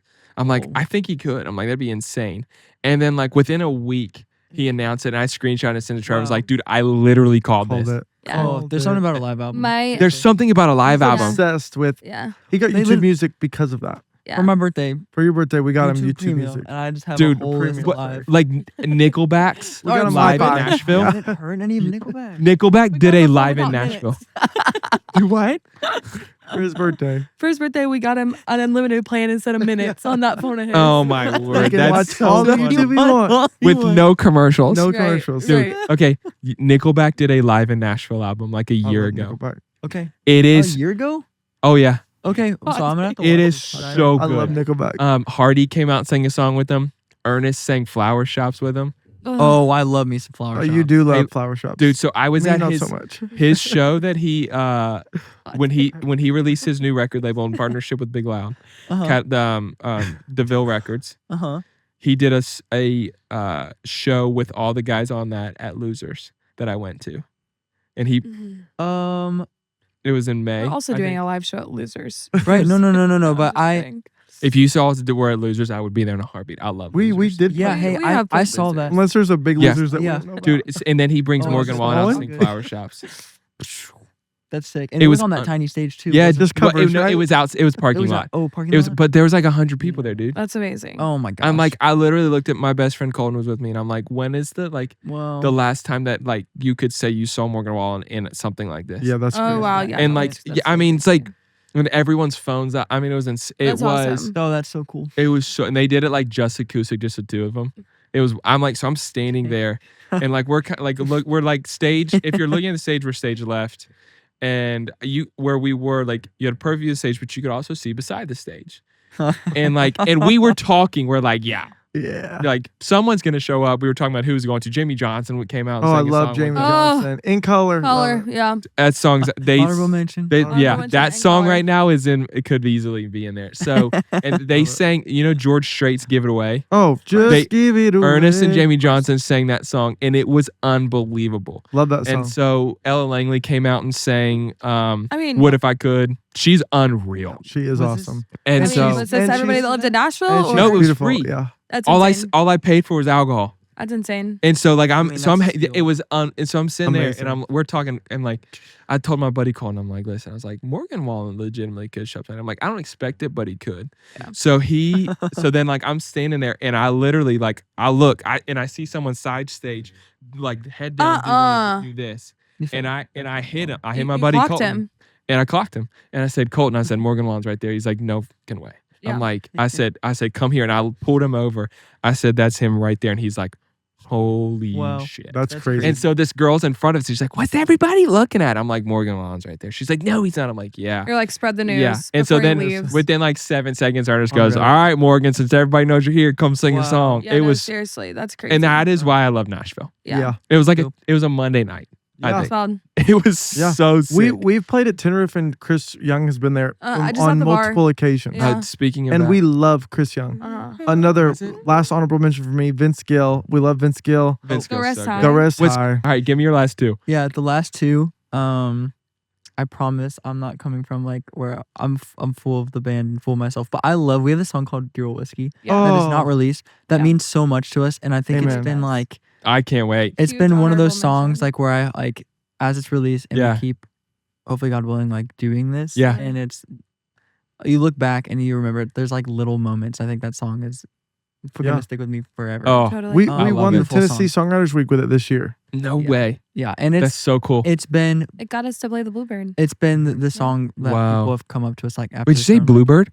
You played Bluebird? Yeah. That's so. Why does Chris not tell me these things? Well, All right, I'm coming. Hey, for we'll it. start telling Chris you probably forgot, honestly. at group. We'll start being like, hey, this is what's been going on. I wish someone would. Now you have Yeah. my numbers. I wish That's someone would so tell funny. me. Like I need an hour, and I'm there. That's so But it's funny. been one of those songs that is really impactful and like Yeah. you have people That's coming up so and it's, like, sick. that's so refreshing. Yep. Like It's after so- being like away from That's what it's home on a bus, you're Yeah. like, Totally. this is why we do it. And then Yeah. I would say the honorable mention is If the World Is Ending by JP Sachs and Julia Michaels. So Love those two good. songwriters. Dang. Love This those two is so songwriters. Got to see them in good. Nashville Con. So cool. That's so. JB Yeah. Sachs is a Yeah, good we one, heard though. Niall Baby talk Sachs is about fire. Julia Michaels. Like, I mean, they're like besties. And every time I heard it, I was like, No, What see, if like that is I the wanted world to- that is what it, about was that like, that would that's I would just crazy. it's like everyone that you like want to know, he knows. no, totally. You know, and it's Absolutely. just Yeah, he slid up on our story with Lady A today, and he was like, "Awesome, they're so amazing." I said, "Do you want to introduce us?" Yeah. Or I saw he posted it, like tagged you all in his Uh-huh. story last night. I'm like, nah, get the hell Yeah. out of here. That's Thanks, Niall. wild. he's a Thank you. sweet boy. That's so. He seems like a genuinely sweet human He being. is so nice. Okay. Oh man, I'm struggling here. Okay, let's do number 3. I might give 2 honorable mentions. Okay. I give 5. So So number 3, Luckiest Man Alive by Hardy Okay. okay. on his new country album. Okay. I just I need to check it out. Hot his- take. Don't love Hardy. that's a really hot That take is a on, hot on this take. podcast. Hey, That's a Hey, huge we'll hot give take. you some more hot I takes. said what I said. I said what I said. I'm not like we I go back actually and forth. we don't like. I mean, we love I all over, but Oh, we that's not a big crazy. fan of hot take for us. Don't like Tyler Childers. Yeah. Don't love Zach Brown Yeah. or Zach Zach Bryan. Bryan? Yeah. Oh, love Zach Brown. Love I Zach love Brown. Zach I was Brown. gonna say love Love Zach Zach Brown. Yeah, Brown. no, Zach Brown. Love Zach Zach Brown Brown. also was like the one that kind of kept me interested in country during that Love bro him. country era. Like, Bro, Knee country deep. can literally. Yeah, but see, it's just the thing. It's like it's a term that's like I don't even feel like is accurate. Yeah. Like it's just, I mean, I even just like, say we bring back bluegrass and everybody else. but hold on, You can't. you know who everybody sleeps on and forget Randy Hauser. Oh, Randy Hauser's we crazy. saw him live. His voice is insane, and he's not young anymore, and his voice is No. still That's how I feel about I- him. insane. Randy Hauser, if you ever hear this, I want you on Deepish. Yeah. Oh, I Come know on you the don't do pod. podcasts. That'd let be us crazy. sing with No, you. I- Like a Cowboy Goes Hard. Like a Cowboy, Running Out of Moonlight. How Country Feels. Yeah. Oh, how country I love feels. it. All right, so and then I'm gonna give 2 more because I have to throw Morgan Wallen in there. Sure. Good old Morg. You know, I don't know. This is one of my favorites, but it's a deep cut of his that I Band-Aid on a Bullet Hole. Oh, Yeah, I do like hey. that one. I do know that one. That song's It is a beautiful. really, really beautiful song. That song's beautiful. And then let's throw Jonas Brothers in there just because I'm a You have Jonas to. Brothers stan. You have to. Yeah. And my last honorable mention. I mean, Montana Skies. That'd be a great option. I was lucky. I'll tell you a story about that song after this. That song's fire. I'm It thinking is. Backwards is a bop right now. My son made a bunch of Okay. TikToks with Backwards, Okay. TikTok. but I kind of want to go like older and deep, Yeah. guy. Yeah. But we'll just go Backwards. It's Love a it. great song like right Backwards. now. I love that song. And also Great. like the power of TikTok with that song was It's like insane. one random girl does it Yeah. and then it becomes like Yeah. one of the biggest. It's so insane. Wait till And I one love random girl does something in the well. Hey, Damn. I've heard that there's a Whoa. TikTok dance on there. I saw something in the well. Yeah, and Dero whiskey. Haven't seen it yet, but I'm hearing Wait. rumors. Is that your song? Is that out right now? No, Or- it's not we out. have those are your Taillights songs out right coming now. out. Headlights is Tail- the song out right now. Taillights. Taillights. I Yeah. said headlights. Yeah, that's Yeah, okay. Whatever. I made We've At had least you didn't say Deck tailgate. of Cards. It's been Tailgate. called, yeah. Yeah. Tailgate Brewery. by Deck of Heart. Oh. Deck of Cards. great pizza. I haven't had it. Tailgate. We've played there once. We've though. played there. Their pizza's We great. haven't had the pizza. We haven't had their pizza. Yes. Wait, yeah, we did. After See, we were see- so hungry. I couldn't even think You about just- how yeah. good it was. I think I had a burger there actually. I see, but like I don't drink their beer there Okay. because like here's the thing. I'm We not don't either. you said I'm a craft Yeah. or I'm a beer guy. I'm not a craft beer guy. Okay. I'm I can only drink cider that tastes like apple juice. So Ooh. I'm a sorry. Dr. Pepper Zero guy. Yeah, we love Dr Pepper Zero. We see, then love. you throw a little whiskey in there and then we're talking. Well, we have a song called Dero Whiskey, which is about his mom. So Hey, but I don't have a problem with people drinking. no, we just like to make people feel bad Yeah. about it. I just want to be honest with you. I'm not Just going kidding. like respectfully. I'm not going to. And I tell you, that's one of the beautiful things about life. When you hit 30, you just kind of learn to not give an F about No, it. that's And great. you just kind of just like yeah, That's great. you get it is what it You. is. No, I think they're like So what I the get what you said. get. they're like I said what really I said. fun dead thing ass. about country music is you can sing about literally anything. Yep, And sure. like in the one set we can sing about Jesus and like alcoholism and having fun drinking and like all the Well, things. okay, All of you it. know, So like that's life. Well, okay. Yeah, that's but life. no, Yeah. and we were talking about like I mentioned earlier like how much I've gotten back into like albums, and so like on that note, you look at like Morgan Wallen's newest album, Totally. and I'm a huge fanboy of his. Like, and I think Totally. his songwriting and he has Hardy and Ernest. I think are the two best songwriters in Nashville right They now. are phenomenal writers. Yeah, they- Like right now, I think they are the They two crank best out songwriters songs. in Nashville, especially this new generation. Like there's a playlist on Spotify of all the songs Ernest has written. oh, And it would That's blow cool. your mind. It would blow your mind the songs that he's written. Like he wrote like 9 on Morgan's new album, but on that album, there's songs about like smoking cigarettes and having sex with a girl while also talking about he's a father and a son who needs the Holy Ghost. Like it's just like that the dichotomy of that I love. That's Like because crazy, yeah. I'm like listen, if I'm at Losers, I could smoke a Marlboro Red. Never smoked a cigarette a day in my life. Good. Never know. I could do it. I you I could. could. And drunk cigs don't count. Drunk cigs. Is that Not what that they I say? know. And you know what? That's I'm what they out. say. Oh, well, do you guys have anything else you want to add? It's been so much fun. It has been so much Thank you. fun. We're Seriously, we're I'm- so glad we got to come Oh, and I'm so grateful Chat you with guys you. did this. we hope we get to meet your kiddo. I can hear him I running hear him around. running. I love Our it. biggest Yeah. fan is upstairs. He's Like waiting on us. Loki, he's your biggest fan. And I listen, love that. if that kid becomes a fan of you, he will wear the hell out Aw. of your music. Love to send him like some merch or something. Can we do that? Just do whatever you want. That's so sweet. Love it. He would lose we his would love to do mind. that. No, listen, he also thinks that he's everybody's favorite. I swear my life. That's okay. So he goes, He can be ours. Yeah. oh, and he's like, I'm already their favorite, and so now I'm their favorite. So I guess I'm just everyone's favorite. I'm I like, love dude, it. honestly, if that and he's not arrogant in it. Sure, he's He's just like the confident. most like I love it. the most simple, humble, unassuming so kid who just sweet. like knows everyone loves him. And I'm like, well, you didn't get that from me because I'd be a punk. That's so funny. Man, seriously, thank you three so much. Oh my for gosh, coming yeah. on this has Thank been you so much for having fun. us, Jake. All right, it's another episode of Deepish. See you next time. See ya. Yeah.